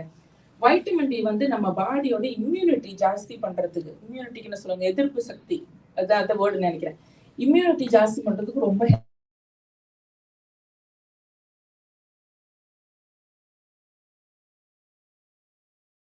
போன் ஹெல்த்துக்கு இம்பார்ட்டன்ட் எப்படியோ அந்த மாதிரி கேன்சர் வராம இருக்கிறதுக்கும் இம்பார்ட்டன்ட். ஸோ அது டெஃபினட்டா வந்து கன்சிடர் பண்ண வேண்டிய விஷயம். மினசோட்டால வந்து சன்னு கிடையாது, அப்போ சாப்பிட்டுட்டு தான் இருக்கணும், வேற வழி இல்லை. அடுத்து வந்து வேக்சின்ஸ். இந்த HPV வேக்சின் அவங்க 11-12 வயசுலயே ஒரு பீடியாட்ரிஷியன் ரெக்கமெண்ட் பண்ணுவாங்க. சில வேக்சின்ஸ் இருக்கு. அது வந்து ஹெச்பிவி வேக்சின் வந்து குழந்தைங்களுக்கு வந்து கொடுத்தோன்னா ஓகே தான். அது அது நீங்கள் முடிவு பண்ணுங்க. பட் செர்வைக்கல் கேன்சருக்காக வந்து கொடுக்குற வேக்சின்ஸ். Next line. இப்போ வந்து என்னெல்லாம் எதுக்கு ஸ்க்ரீனிங் பண்ணுறோம்னா, நிறைய கேன்சர்களுக்கு ஸ்க்ரீனிங் இருக்கு. கேன்சர் உடம்புல எங்கே வேணா வரலாம், அது நம்பர் 1. எல்லா டைப்பு கேன்சருக்கும் ஸ்க்ரீனிங் கிடையாது. சில கேன்சருக்கு மட்டும்தான் ஸ்க்ரீனிங் இருக்கு. ஏன் ஸ்க்ரீனிங் பண்ணுறோம்னா, கேன்சரை சீக்கிரம் கண்டுபிடிக்கணும். அந்த ஏர்லி ஸ்டேஜ் 1 ஸ்டேஜ் 2 ஏர்லியாக கண்டுபிடிக்கணும். அப்படி ஏர்லியாக கண்டுபிடிச்சோன்னா நம்ம கியூர் பண்ணிட்டு அவங்கள வந்து ஒரு பழக்கி வச்சிடலாம். இதே வந்து அட்வான்ஸ் ஸ்டேஜ் 4 அந்த மாதிரி சில கேன்சர்ஸ் எல்லாம் ஸ்டேஜ் 4 வந்துச்சுன்னா நம்ம அவங்கள ரொம்ப நாள் இருக்க வைக்கலாம், ஆனால் குணப்படுத்த முடியாது ஃபுல்லாக. ஸோ ஸ்க்ரீனிங் பண்ணுறது வந்து எந்த கேன்சர் வந்து மெதுவாக வந்து ஓரளவு நமக்கு சீக்கிரம் கண்டுபிடிக்க முடியுமோ, ஏர்லி ஸ்டேஜில் கண்டுபிடிச்சு அதனால வந்து அவங்க ரொம்ப நாள் உயிர் வாழ முடியுமோ அந்த மாதிரி கேன்சர்ஸுக்கு மட்டும்தான் ஸ்க்ரீனிங் இருக்கு. ஸோ ஃபர்ஸ்ட் வந்து breast cancer screening. Mammogram age 40 வயசுலேருந்து அது ரெக்கமெண்ட் பண்ணுறாங்க. ஆனால் உங்கள் ஃபேமிலியில் வந்து நிறைய பேருக்கு பிரஸ்ட் கேன்சர் இருக்கு அப்படியெல்லாம் இருந்துச்சுன்னா நீங்கள் டாக்டர்கிட்ட சொன்னீங்கன்னா சம்டைம்ஸ் உங்களுக்கு அதோட ஏர்லியாக வந்து ஸ்க்ரீனிங் வந்து ரெக்கமெண்ட் பண்ணுவாங்க. பட் 40லேருந்து ஜென்ரல் பாப்புலேஷனுக்கு ஸ்க்ரீனிங் வந்து எல்லா இயருமே மேமோகிராம் பண்ண சொல்லுவாங்க. மேமோகிராம் வந்து சாதாரண ஒரு 65, 70, 50 போதும் இன்னும் பண்ணி என்னன்னு சொல்லுவாங்க. என்னை பொறுத்த வரைக்கும் உங்களுக்கு வந்து ஒரு புற்றுநோய் வந்துச்சுன்னா அது உங்களுக்கு ட்ரீட்மெண்ட் பண்ணுறதுக்கு தாங்குற உடம்பு இருந்துச்சுன்னா ஸ்க்ரீனிங் பண்ணணும். ஏன்னா அது ஏர்லி ஸ்டேஜில் கண்டுபிடிச்சா கூட ஒரு சின்ன சர்ஜரி பண்ணி நமக்கு சேவ் பண்ணிடுவாங்க. ஸோ மேமோகிராம் வந்து ஸ்டார்டிங் ஏஜ் 40, அப்புறம் எவ்ரி இயர். அதுக்கப்புறம் அடுத்தது சர்வைக்கல் கேன்சர். சர்வைக்கல் கேன்சர், சர்விக்ஸ்னா வந்து அந்த யூட்ரஸுக்கு கீழே பார்ட்டு பேர் தான் சர்விக்ஸ்ன்னு சொல்லுவோம். அந்த இடத்துல வந்து கேன்சர் வாய்ப்பு இருக்கு. அதுக்கு வந்து ஏஜ் 25லேருந்து ரெக்கமெண்ட் பண்ணுறாங்க. அது எப்படின்னா ஒரு டெஸ்ட் எக்ஸாமின் பண்ணணும். ஃபீமேல் பார்ட் எக்ஸாமின் பண்ணிட்டு அது எவ்ரி 5 இயர்ஸ் அது திருப்பி ரிப்பீட் பண்ண வேண்டியிருக்கும். சிலவங்க வந்து ஏதாவது ப்ராப்ளம் இருந்துச்சுன்னா இன்னும் சீக்கிரமே அடுத்த டெஸ்ட் பண்ணிக்கோங்க சொல்லுவாங்க. ஸோ அது சர்வைக்கல் கேன்சர் ஸ்டார்டிங் ஏஜ் 25. அப்புறம் வந்து கோலன் கேன்சர் வந்து குடல்ல வர கேன்சர். அது வந்து ஏஜ் 45லேருந்து கொலனோஸ்கோபி பண்ணணும். கொலனோஸ்கோபிங்கிறது வந்து ஒரு கேமரா வந்து நம்மளோட என்ன சொல்றது ஏனல் ரீஜன் வழியா போட்டு அவங்க கேமரா வச்சு டெஸ்ட் பண்றது. இப்போ வந்து ஒரு ஃபிட் டெஸ்ட்னு ஒரு ஸ்டூல் சாம்பிள் வச்சு ஒரு கார்டு கொடுப்பாங்க. அதுல வந்து நம்ம ஸ்டூல் சாம்பிள் போட்டு ஃபிட் டெஸ்ட்னு ஒரு கார்டு டெஸ்ட் இருக்கு. அதுவும் பண்ணலாம், கொலனோஸ்கோப்பியும் பண்ணலாம். இப்போ உங்க ஃபேமிலியில யாருக்காவது கேன்சர் இருந்துச்சு, இல்ல உங்களுக்கு அல்சரேட்டிவ் கோலைட்டிஸ் அப்படின்னு ஒரு இன்ஃப்ளமேட்டரி டிசார்டர் அப்படி கட்ல இருந்துச்சுன்னா நீங்க உங்களை வந்து அது சீக்கிரமே பண்ண சொல்லுவாங்க. கடைசி வரைக்கும் அந்த ஏஜ் 45 முன்னாடியே பண்ண ஆரம்பிக்கணும். பட் இப்போதைக்கு வந்து ஏஜ் 45 தான் இருக்கு. இதுல என்னன்னா வந்து ரியல் வேர்ல்டில் நம்ம ப்ராக்டிஸ் பண்ணும்போது வந்து ஒரு பேஷண்ட்டை பார்க்குறோம். எனக்கு 32 வயசு பேஷண்ட்டுக்கு இருக்கு கோலன் கேன்சர் பார்த்துருக்கேன். 28 வயசுல கோலன் கேன்சர் பார்த்துருக்கேன். அவங்களுக்கெல்லாம் ஹிஸ்ட்ரி கேட்டிங்கன்னா ஒண்ணுமே இருக்காது. ஸோ அதனால வந்து ஏதாவது பிரச்சனைன்னா நம்மளா வாயை தொடர்ந்து நம்ம டாக்டர்கிட்ட சொல்லலைன்னா அவங்களும் யோசிக்க முடியாது. அதுல இந்த ஏஜ்ல எப்படி வரும் அப்படின்னு இருந்துருவாங்க. ஸோ ப்ராப்ளம் வந்து இப்போ நம்ம டெய்லி பால் மூமெண்ட்ஸ்ல வந்து பிளட் வருது, அது கான்ஸ்டன்டா இருக்கு. இப்படி எல்லாம் எனக்கு வந்தது இல்லை. ஹெமராய்ட் ப்ராப்ளம்க்கு இல்லை, ஃபிஷர் ப்ராப்ளம் இல்லை, பிளட் வருது. ஸோ இதெல்லாம் வந்து வச்சுட்டு இருக்க கூடாது, சீக்கிரமே போகணும். அந்த மாதிரி வந்து பிரஸ்ட் கேன்சர் மாதிரி ஒரு கட்டி மாதிரி இருக்கு, தெரியல, இருக்கலாம், இல்லை, டாக்டர்கிட்ட போய் எக்ஸாமின் பண்ணுங்க. அவங்க அல்ட்ராசவுண்ட், மேமோகிராம் என்ன வேணா பண்ணட்டும், கண்டுபிடிச்சேன். ஸோ ப்ராப்ளம் இருந்து நீங்களா போய் சொன்னா தான் வந்து அவங்க அதை சீரியஸா எடுத்து அதுக்குன்னு செப்பரேட்டா பார்ப்பாங்க. அடுத்து லங் கேன்சர் ஸ்கிரீனிங். இது லங் கேன்சர் ஸ்கிரீனிங் ஒரு important topic.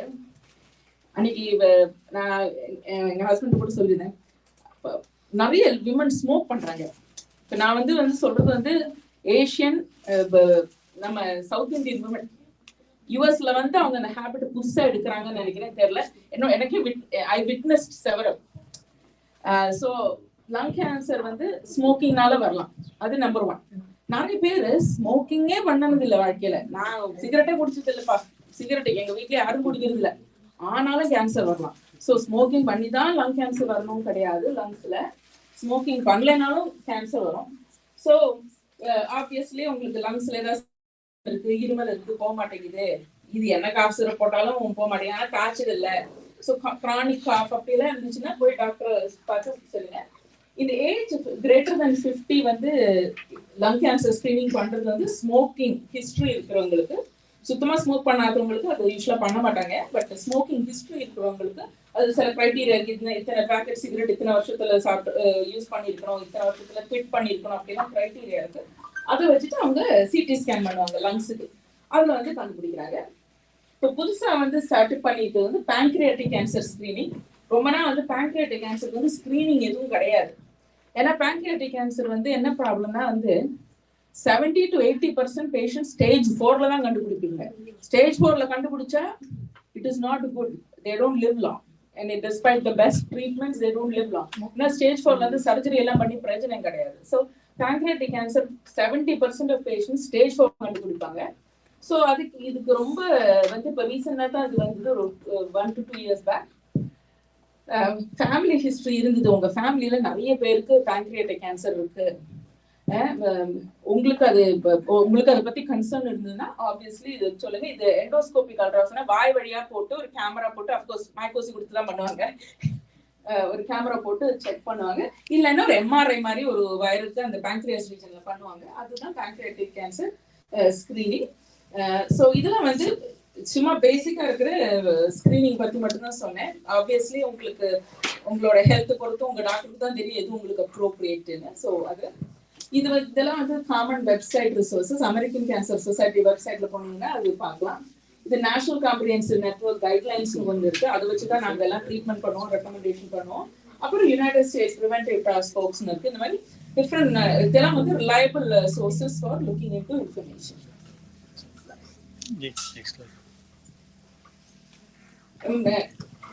Thank you everyone. இவ்வளவு நேரம் உட்காந்து இவ்வளவு டாபிக் கேட்டதுக்கு ரொம்ப தேங்க்ஸ்.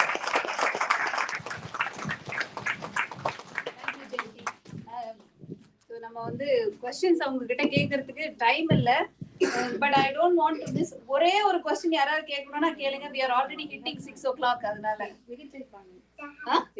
ஓகே 5 minutes அப்பனா 3 क्वेश्चन கேட்கலாம். Short and sweet. யாரு? ஓகே சங்கீதா.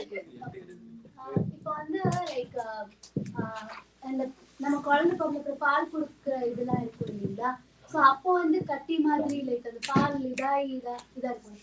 அதனால வந்து அது சரி பண்ண பிறகு கேன்சர் வரதுக்கான ப்ராப்ளம்ஸ் இருக்குங்களா? சோ பால் கட்டி வந்ததுனால கேன்சர் வராதுங்க. ஆனா பிரஸ்ட் ஃபீடிங் டைம்ல நிறைய கேன்சர் பார்த்திருக்கேன். நான் நினைச்சேன் அது பால் கட்டி தான், அது சரியா போயிடும் நினைச்சேன். பார்த்தா they actually have breast cancer. அதே மாதிரி பிரெக்னன்சி டைம்ல வந்து 2 மாசம் ஒரு 3 months 4 months pregnant 6 months pregnant womenக்கும் breast cancer வரும். ஸோ எப்ப கட்டி வந்தாலும் ஒரு 1-2 வீக் பாருங்க, போலன்னா டேரக்ட் டாக்டர்கிட்ட போய் பாருங்க, அவங்க செக் பண்ணி சொல்லிட்டு அது கேன்சரா இல்லையா.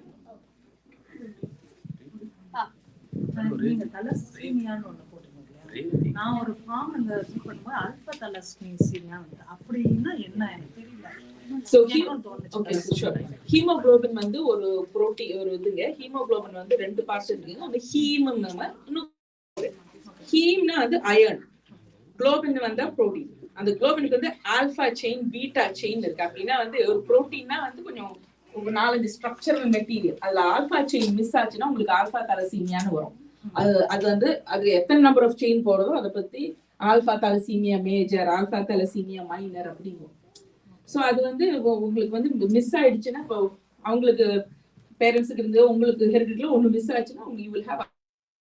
அது வந்து ரொம்ப சீரியஸா இருந்துச்சுன்னா சின்ன வயசுலயே வந்து உங்களுக்கு அது டயக்னோஸ் ஆயிடும்.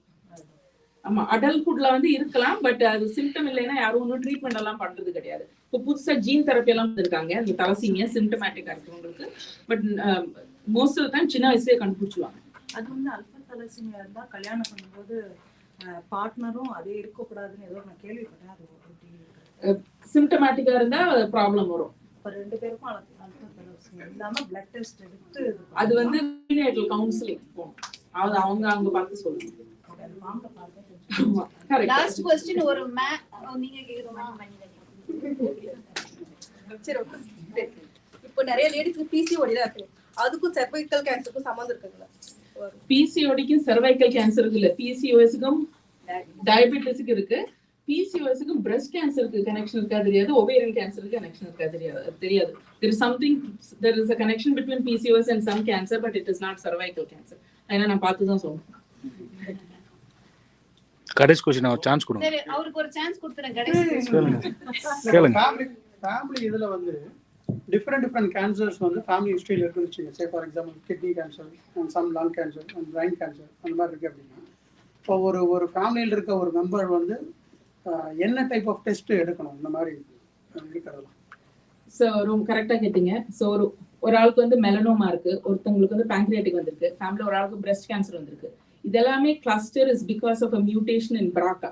ஸோ இந்த ஒரு ஃபேமிலி ஹிஸ்டரியோட நீங்க வந்து உங்க பிரைமரி கேர்ட்ட சொன்னீங்கன்னா அவங்க உங்களை ஜெனட்டிக் கவுன்சிலிங் அனுப்புவாங்க.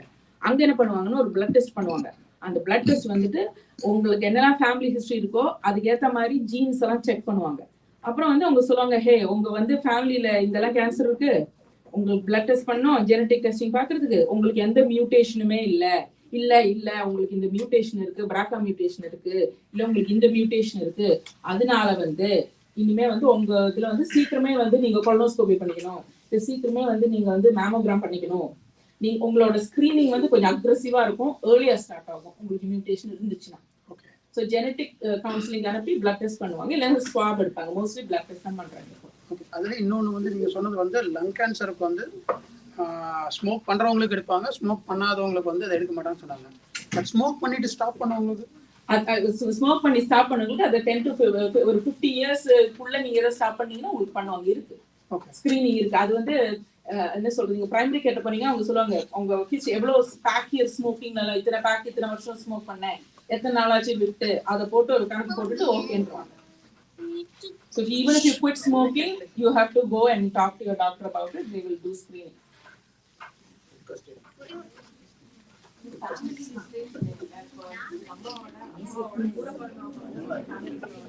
ஆமா, பிளட்ல உங்க வம்சத்துல சேம் பிளட் லைன்ல வந்தவங்களே வந்துருவாங்க. ஹஸ்பண்ட் சைடு வராது, உங்க சைடு மட்டும் தான் வரும்.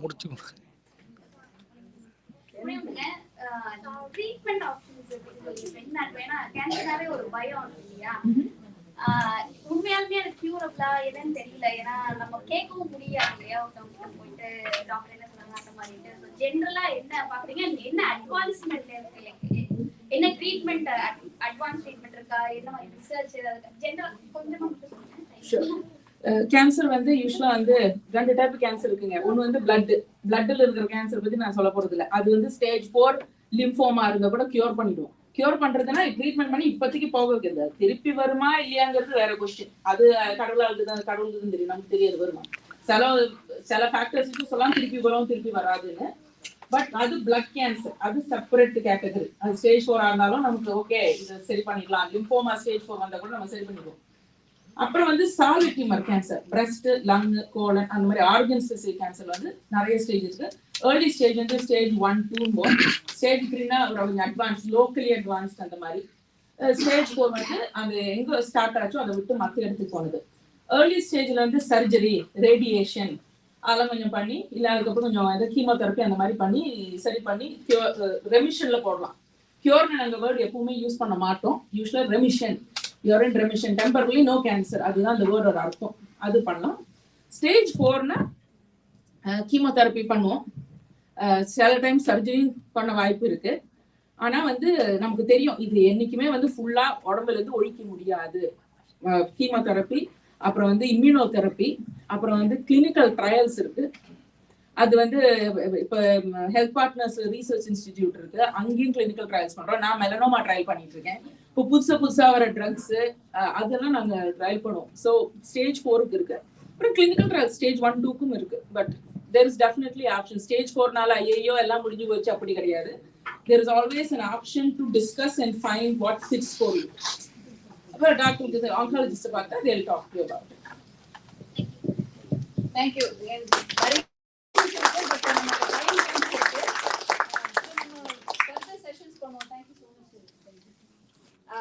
ஸோ உங்ககிட்ட நாங்க வாங்கிட்டு இருக்கோம் email address, phone number. I hope ஒன்றும் அப்ஜெக்ஷன் இருக்காதுன்னு நினைக்கிறேன் to start a WhatsApp group. அதுக்கப்புறம் will get feedback from you. என்ன மாதிரி இப்போ உங்களுக்குள்ளே நீங்க நம்ம எல்லாருமே வந்து we might be excelling in some like நமக்கு ஒரு டேலண்ட் இருக்கும். So if you really want like நான் இதை ஷேர் பண்ணிக்கணும்னு நினைக்கிறேன்னா we can also arrange that. So இந்த based upon உங்களோட ஃபீட்பேக், உங்களோட இன்ட்ரெஸ்ட் வச்சு we can do a monthly session. Monthly வந்து ரொம்ப டூ மச்சா இருக்குன்னா குவார்டர்லி செஷன் அப்படி பண்ணலாம். So let's kick start this year and இது மேலே கொண்டு போவோம், நிறைய பேரை ஜாயின் பண்ணுவோம், நமக்கு யூஸ்ஃபுல்லாக இருக்கிற மாதிரி இதை எடுத்துட்டு போவோம். So last thing and first of all thanks for all the speakers. So லாஸ்ட்டாக வந்து ரேவதியை கூப்பிடுவேன். அவங்களும் எல்லாரும் போயிடாதீங்க, மெயினா குரூப் பிக்சர் இருக்கு, குரூப் பிக்சர் எடுத்துக்கலாம். அப்புறம் நீங்க வந்ததுக்கு ஒரு சின்ன ரோஸ் கொடுத்து பசங்க உங்களை இது பண்ணுவாங்க. ஸோ அதெல்லாம் இருங்க. ரேவதி வந்து கடைசியா இப்போ இந்த குடோ போடுன்னு நான் எல்லாருக்கும் போட்டிருந்தேன் இல்லையா, ஸோ அதை பத்தி கொஞ்சம் சொல்லுவாங்க. அதுக்கப்புறம் சச்சி நம்ம MNTS பிரசிடென்ட் அவர் தேங்க்யூ நோட் கொடுப்பாரு. Then we'll just honour the guest. So stay back பண்ணுங்க, போயிடாதீங்க, ஒரு 10 minutes இருங்க. எல்லாருக்கும் வணக்கங்க. ஸோ MNTSல இருந்து குடோ போர்டு ஒன்று கிரியேட் பண்ணி அதுல வந்து தி women who most inspired you அப்படிங்கிற ஒரு டாபிக்ல கேட்டிருந்தோம். ஸோ நிறைய என்ட்ரிஸ் வந்திருக்கு. அதை படிக்கும்போது ரொம்ப ரொம்ப நல்லா இருக்கு, படிக்கிறதுக்கே ரொம்ப இன்ஸ்பைரிங்கா இருக்கு சொல்ல போனா. அதை பத்தி பார்த்துக்கலாம். இப்போ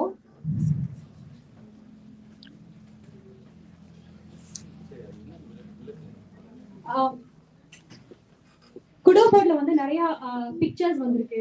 அதுல வந்து எப்படின்னா யாரு நம்மளை ரொம்ப இன்ஸ்பயர் பண்ணாங்க அப்படிங்கிற மாதிரி ஸ்டோரிஸ் நிறைய வந்திருக்கு. இதனால இப்போ ஆக்சுவலி என்ன நடக்குதுன்னா, நம்மளை இன்ஸ்பயர் பண்ணவங்க பெருசா தூரமா இருக்கிறவங்க, ரொம்ப பெரிய அச்சீவ்மெண்ட் பண்ணவங்க அப்படிலாம் அதெல்லாம் தாண்டி ரொம்ப பக்கத்துல ரொம்ப நெருக்கமா நம்ம கூட பழகினவங்க எல்லாம் நம்மளை ரொம்ப இன்ஸ்பயர் பண்றாங்க. ஸோ இதோ ரொம்ப அழகா ஒருத்தங்க இமேஜ் போட்டிருக்காங்க, டிராயிங் வரைஞ்சு போட்டிருக்காங்க. அர்ஜுன் ராம், முரு சுப்பிரமணியன், சின்ன பையன், ஒரு சின்ன குழந்தை ரொம்ப அழகா வரைஞ்சிருக்காரு. March 8 டெபிட் பண்ற மாதிரி அந்த பிக்சர் போட்டு அதுல பெண்மையா ரொம்ப அழகா வரைஞ்சிருக்காரு. அதுவும் அந்த பெண் வந்து ரொம்ப காமா இருக்காங்க. ஸோ இது ஒரு நல்ல ஸ்டார்ட்னு நினைக்கிறேன். அதுக்கு அடுத்தது my mom, my wife and my sister are the most influential people in my life அப்படின்னு சொல்லி முரு சொல்லிருக்காரு. ஸோ அடுத்ததாக ஒரு கவிதை அந்த சைடு இருக்கு, ஷென்பா கார்த்திக் அவங்க கவிதை எழுதியிருக்காங்க. அடுத்ததாக இது வந்து இந்த கவிதை வந்து ஃபுல்லா எந்த மாதிரி ஆண்கள் நம்ம வாழ்க்கையில நம்மளை இன்ஃப்ளூயன்ஸ், ஆக்சுவலி நம்மளை வந்து அவங்கதான் பெரிய விஷயமா நம்மளை மோட்டிவேட் பண்றாங்க. நம்ம எங்கேயோ இருந்து பெண்கள் தான் ரொம்ப அடிமட்டத்துல இருந்து இப்ப நம்ம இந்த நிலைமையில இருக்கோம்னா கண்டிப்பா நம்ம கூட இருக்கிற ஒரு சின்ன சின்ன ஆண்கள், நம்ம கூட இருக்கிற ஆண்கள் தான் நமக்கு அதுக்கு முக்கியமான காரணமா சொல்லலாம். சோ விரல் பற்றி நின்ற போதும் சிறகுகள் ஈந்த தந்தைக்காகவும் அப்படின்னு ஆரம்பிச்சு பெரும் உதாரணங்களை உற்று நோக்கி உலகிற் சிறந்த மெல்லியனாய் உங்களுள் ஒருவனாய் வளர்ந்து கொண்டிருக்கும் மகனுக்காகவும் அப்படிங்கிறதுக்காக எல்லாருக்காகவும் நாங்க மிளிர்ந்து கொள்கிறோம் இன்றுன்னு சொல்லிட்டு ஒரு கவிதை முடிஞ்சிருக்கு. அதுக்கு அடுத்தது ஓகே. சோ அவங்க என்ன சொல்லியிருக்காங்கன்னா, மலர்ந்த விழி, நிமிர்ந்த நடை, தெளிந்த மதி, தீரா காதல், விட்டாத இன்பம், கீழே உரையாத உணர்வு, முடியாத வியப்பு, பைந்தளிர் பதுமையின் பெருமையே, படைத்தவன் பறைசாற்றும் மகிமையே அப்படின்னு சொல்லி ரொம்ப அழகா முடிச்சிருக்காங்க ஷென்பா. சோ நன்றி ஷென்பா. அடுத்தது அந்த மேல இன்னொரு தாய்மானவள் அப்படிங்கிற தலைப்புல சுமித்ரா ஒரு அழகான கவிதை எழுதியிருக்காங்க. ஆடுகின்ற நேர்மை அள்ளித்தரும் பெண்மை. நிஜமாவே ஒரு இதுவும் அவங்க அம்மாவை பத்தி தான் அவங்க எழுதியிருக்காங்க. சோ எல்லா உண்மையே அதான், நம்ம வந்து நம்ம வீட்டுக்கு கொடுக்குற அம்மா, அக்கா, வைஃப் இவங்கெல்லாம் தான் நம்மளை வந்து ரொம்ப இன்ஸ்பயர் பண்ணுவாங்க. ஸோ நம்மளோட ஒரு ஆக்ஷனை நம்ம பார்த்து கண்டிப்பா நம்ம யாரையாவது ஒருத்தங்களை இன்ஸ்பயர் பண்ணிட்டு இருக்கோம் அப்படிங்கிறதுல நம்ம கரெக்டா ப்ரொசீட் பண்ணணும். அடுத்தது, the woman who inspired me the most is my mom and she is amazing and best wishes to the woman who is the star and wishing upon. நிஜமா நம்ம வந்து ஒரு ஸ்டாரை லுக் பண்ணி விஷ் பண்ணுவோம், அந்த ஸ்டார் வந்து கண்டிப்பா நமக்கு பக்கத்துல இருக்கிற ஒரு நல்ல ஒரு சப்போர்ட்டிவ் விமனா தான் இருப்பாங்க. அடுத்தது திருமணம் முன்பு, அது படிக்கலாம் கார்த்திகா. சோ கார்த்திகா வந்து ரொம்ப அழகான ஒரு கவிதை. அடிபடும் போதெல்லாம் அம்மா என்றெழுது ஓடோடி வந்துள்ளது தாய்மடியில் விழுந்துடுவேன், தீண்டவியலா தொலைதூரம் நீ இருக்க காயங்கள் எல்லாம் கடந்துவிட பழகிவிட்டேன், வலிக்கும் நேரத்தில் கண்மூடி உனை எண்ணி கண்மணி என்றென்னை நானே அழைத்தபடி கையாலோ கவிதையாலோ கண்ணீரை துடைக்கின்றேன். ரொம்ப ரொம்ப அழகான ஒரு கவிதை, ரொம்ப டச்சிங்கா இருக்கு. நிஜமாவே தூரமா இருக்காங்க, நிஜமாவே நம்ம விட்டுட்டு தூரமா வந்திருக்கோம். ஸோ இந்த டைம்ல இந்த மாதிரி ஒரு கவிதை வந்து கண்கலங்க வைக்கிற மாதிரி இருக்கு. அடுத்தது என்னை அதிகம் ஈர்த்த பெண்கள் 3 பேர், அம்மா, அக்கா அண்ட் மாமியார். ரோஹிணி பாலமுருகன், அமேசிங், பெரிய விஷயம், ரொம்ப நல்லா எழுதிட்டாங்க. அதுக்கு அடுத்தது இது வந்து நான் படிச்சேன், அம்பிகான்னு ஒருத்தங்க எழுதிட்டாங்க.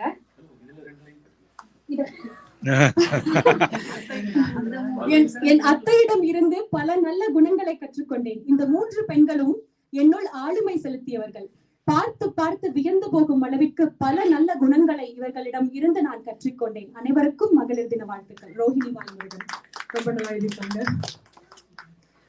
So women who inspires me the most is my mom. When I was young, she would tell me the hardships of my grandmother, Aji. However, I have not seen my grandmother when she went through those struggles. But Anna, ipo vande enakku my mom has done schooling till 10th. However, the life disciplines my grandma instilled in her, like waking up each day at 4, managing her finances herself. So in mari nariya potu my grandma would be so proud has she been around. Amma, love you always. From Ambika Balamurgan, Ambika Velmurugan. ரொம்ப நல்லா இருக்கு, மன்னிச்சிருங்க. அடுத்தது Prajith Karthik and கீழே பாத்தீங்கன்னா இது வந்து பிரஜன் கார்த்திக், சுதந்திர தேவி சிலை. இதே மாதிரி நம்மளும் இன்னைக்கெல்லாம் ஒரு போஸ்ட் கொடுத்து ஒரு போட்டோ எடுத்துக்கிறோம். ஸோ ரொம்ப அழகா கியூட்டா வரைஞ்சிருக்காரு. பிரஜித் கார்த்திக் வந்து பெண்மையை கொண்டாடுவோம் அப்படிங்கிற மாதிரி பண்ணியிருந்தாரு, அதுவும் ரொம்ப நல்லா இருக்கு, கியூட்டா இருக்கு எல்லாமே. அங்க ஒரு அழகான ஒரு ஓவியம்.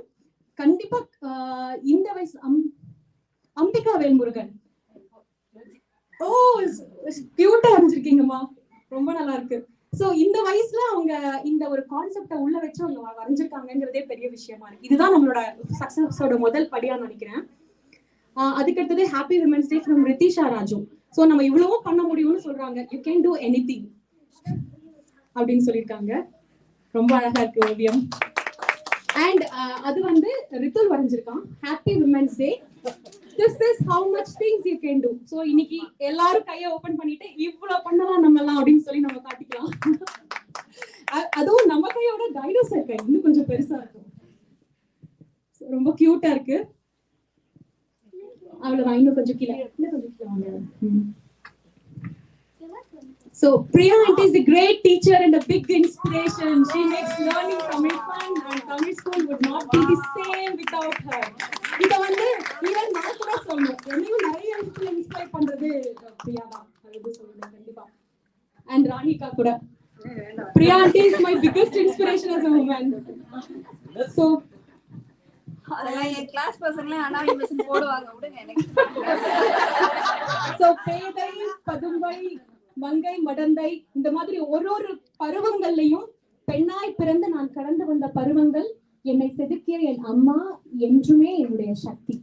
சோ இந்த மாதிரி எல்லா லைஃப்ல மீட் பண்ண ஆண் பெண் எல்லாருமே இன்ஸ்பிரேஷன் அப்படின்னு சொல்லியிருக்காங்க பிரியா. ரொம்ப நல்லா இருக்கு. அமுதா முத்துசாமி. சோ இவங்க என்ன சொல்லிருக்காங்கன்னா, அவங்களோட ஃப்ரெண்டை பத்தி ரொம்ப அழகா எழுதியிருக்காங்க.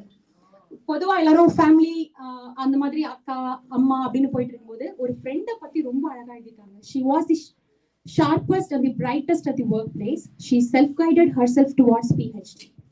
She was most vital and single-handled everything when her dad died from cancer. Kind of ரொம்ப டச்சிங்கா இருந்துச்சு இது படிக்கும்போது. She is one of my sweetest friend and my inspiration today and every day. She is now silently fighting her own cancer head on, maintaining her spirit and lively nature and continuing to be the caring and thoughtful person she was for everyone around her. நிஜமாவே ஒரு பெரிய விஷயம். And I wish her a peaceful extended life and strength, and may she continue to inspire others on this Women's Day. Amudha Muthusamy. கண்டிப்பா அவங்களுக்காக நம்மளும் ஒரு wishes and prayers வைக்கலாம். And இது யார்கிட்ட இருந்து, இது வந்து செந்தில் அவங்க அவர் வந்து எழுதியிருக்காருன்னா தமயந்தி கலிய பெருமாள் மகளிர் நாள் வாழ்த்துக்கள்.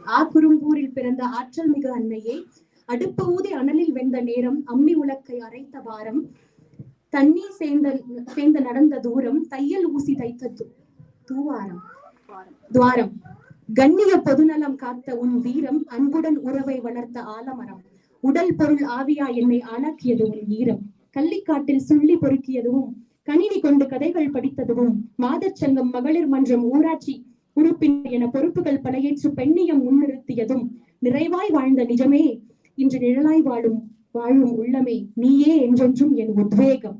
செந்தில் கலியபெருமாள். ரொம்ப நல்லா இருக்குங்க. அடுத்தது அம்பிகா வேல்முருகன். இது வந்து ரொம்ப அழகான ஓவியம். ஜெயஸ்ரீ வரைஞ்சிருக்காங்கன்னு நினைக்கிறேன். சூப்பரா இருக்கு, ரொம்ப நல்லா இருக்கு. That looks like Jayashree little bit with dimple. ரொம்ப அழகா இருக்காங்க. அடுத்தது வித்யா என்ன எழுதிருக்காங்கன்னா நிறைய சரோஜினி நாயுடு, ஜான்சி ராணி, இந்திரா காந்தி, MS சுப்புலட்சுமி இந்த மாதிரி நிறைய உதாரணங்கள்ல ஆரம்பிச்சிருக்காங்க. மறுபடியும் அவங்க எல்லாரும் வந்து சுத்தி வர்றது நம்ம குடும்பங்கள், நமக்கு பக்கத்துல இருக்கிற ஒரு ரொம்ப ரொம்ப பக்கத்துல பார்த்து ரசிச்ச ஒரு பெண்களா தான் இருக்காங்க. When I was a child, my grandmother and paternal aunts used to tell me inspiring stories about the great Indians. My teachers, mom, aunts, sisters and my daughters inspire me every day. So நம்மள inspire பண்றவங்க நம்ம பக்கத்துலயே இருக்காங்க. நம்ம ஒருத்தங்களையும் let's celebrate each and everyone, let's encourage each and everyone and let's lift each other.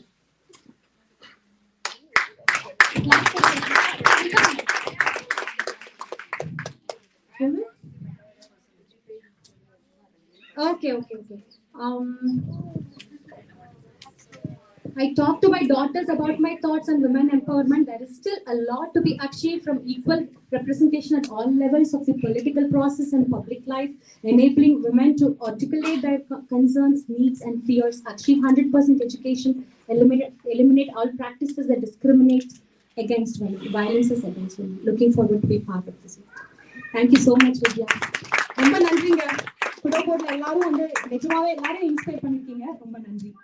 Such a good thing to for an end note ரொம்ப நல்லா இருக்கு படிக்கவே. நன்றிங்க. சச்சி ஒரு தேங்க்யூ நோட் கொடுப்பாரு. அதுக்கப்புறம் நம்ம டாக்டர்ஸ் ஃபெலிசிட்டேட் பண்ணலாம். கொஞ்சம் எல்லாரும் இருங்க ப்ளீஸ், ஒரு 5 நிமிஷம் இருங்க.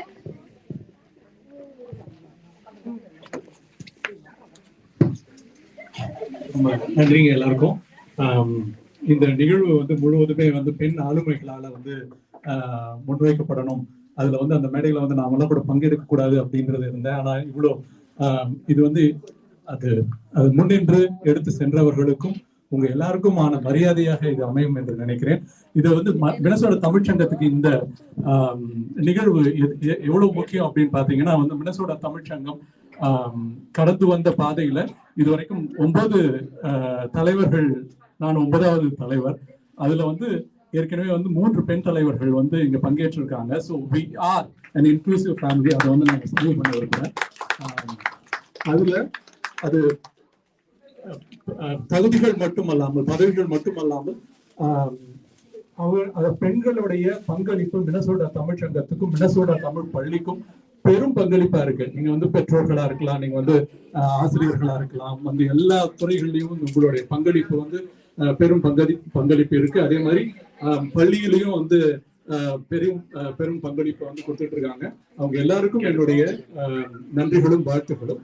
இன்னும் ஒரே ஒரு செய்தியை மட்டும் சொல்லணும்னு நினைக்கிறேன். அடுத்து அது என்னன்னா, நாம வந்து Minnesota Tamil Sangam equity and equality and diversity அதை வந்து ரொம்ப ஒரு முக்கியமான விஷயமா வந்து நம்ம எடுத்து நடந்துட்டு இருக்கோம்.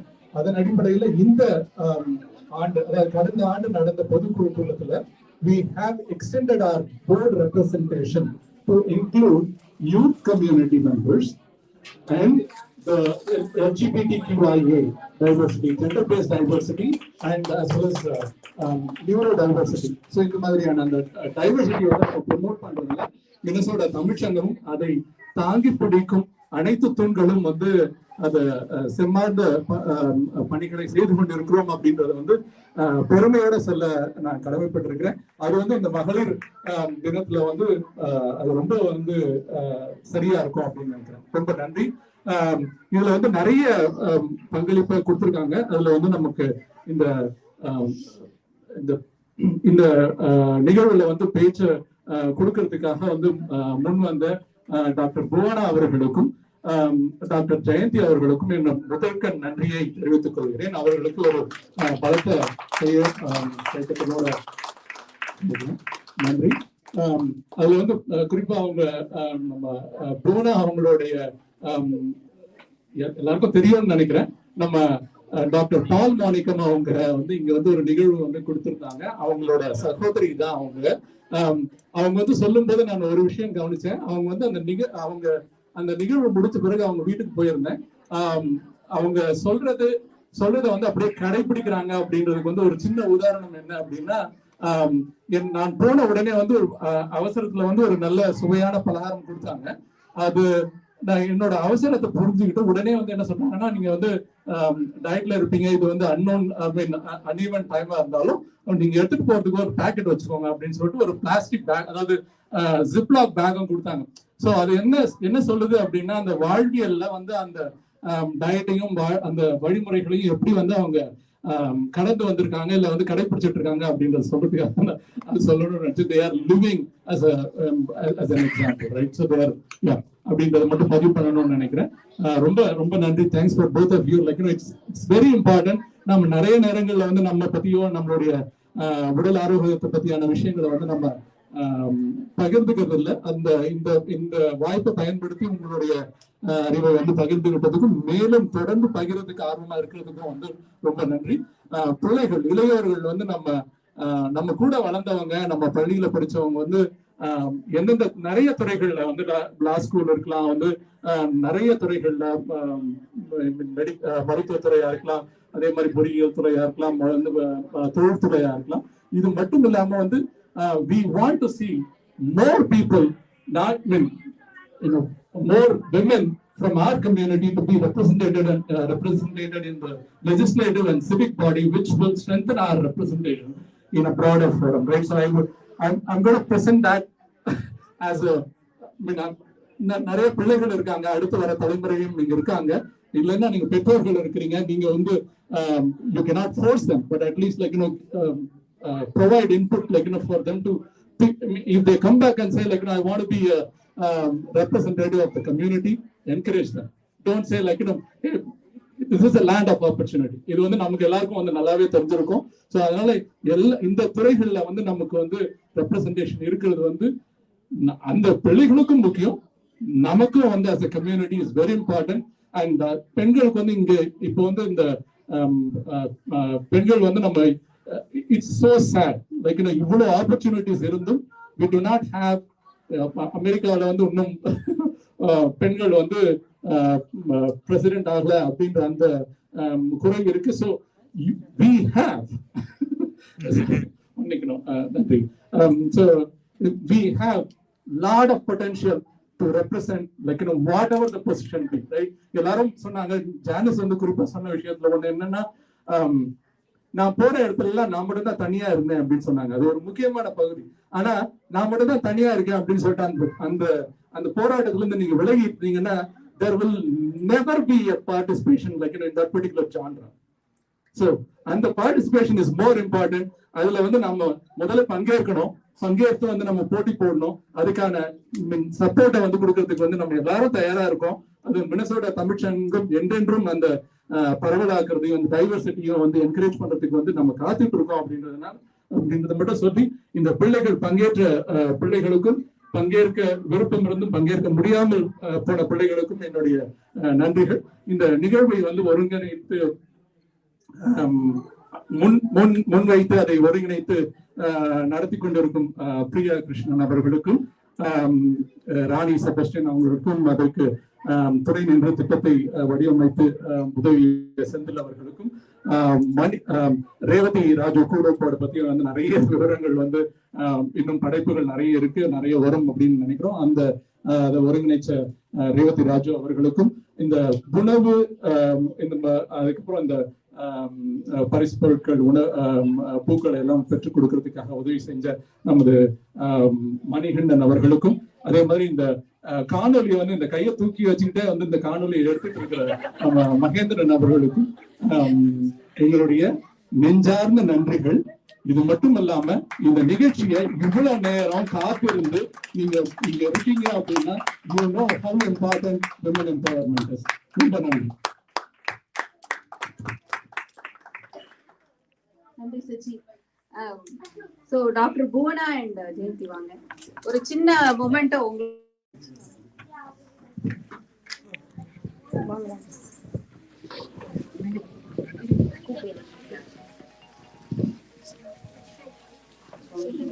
டாக்டர் ஜெயந்தி அவங்களை வந்து சச்சி அவங்களும் ராணி அவங்களும் மரியாதை செய்வாங்க.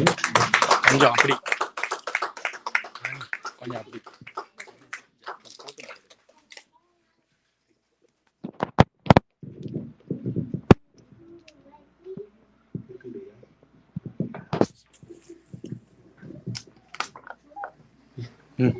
அடுத்தது டாக்டர் புவனா அவங்களை வந்து டாக்டர் ஐயாவும் ராணியும் மரியாதை செய்வாங்க. பிரியா அவங்களும் டாக்டர்.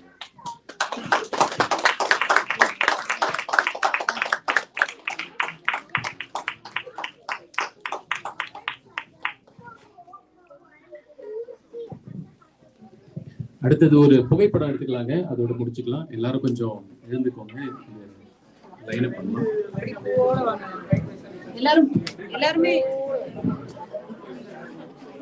எல்லாரும் பூவோட வாங்க. அதே மாதிரி நான் கிரியேட் பண்றேங்க குரூப். ஸோ எல்லாருமே ஐடியாஸ் கொடுங்க. இது நாங்க கிக் ஸ்டார்ட் தான் பண்ணிருக்கோம். ஸோ நிறைய இன்புட் வர let's grow more and do something more effective and informative. எல்லாம் உங்க கையில தான் இருக்கு. Thank you so much.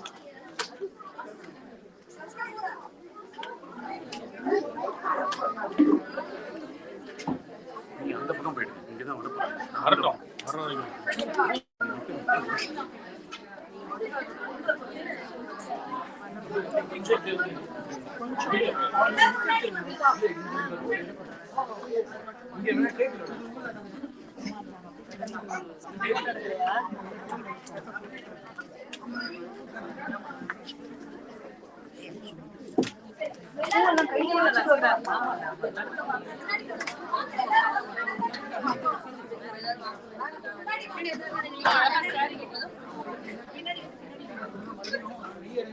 இப்படியெல்லாம் வைக்கிறாங்களே இந்த பக்கம்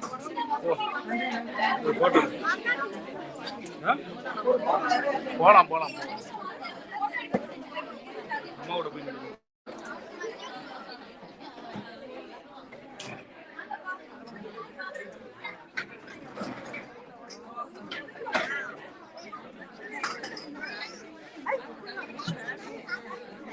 உள்ள போய் மெர்ஜ் ஆகுங்க. அப்படி இங்கே நின்னீங்கன்னா போட்டோல கவர் ஆக மாட்டீங்க.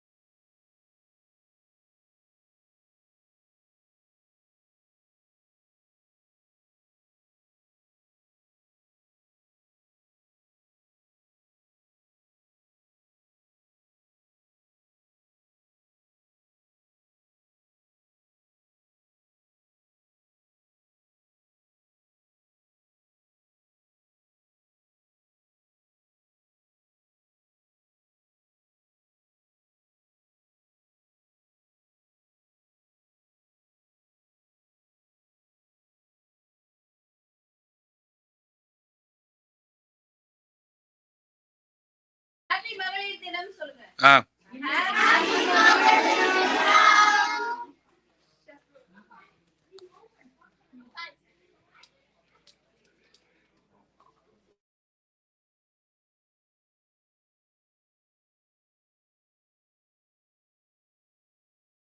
Happy. Okay, start.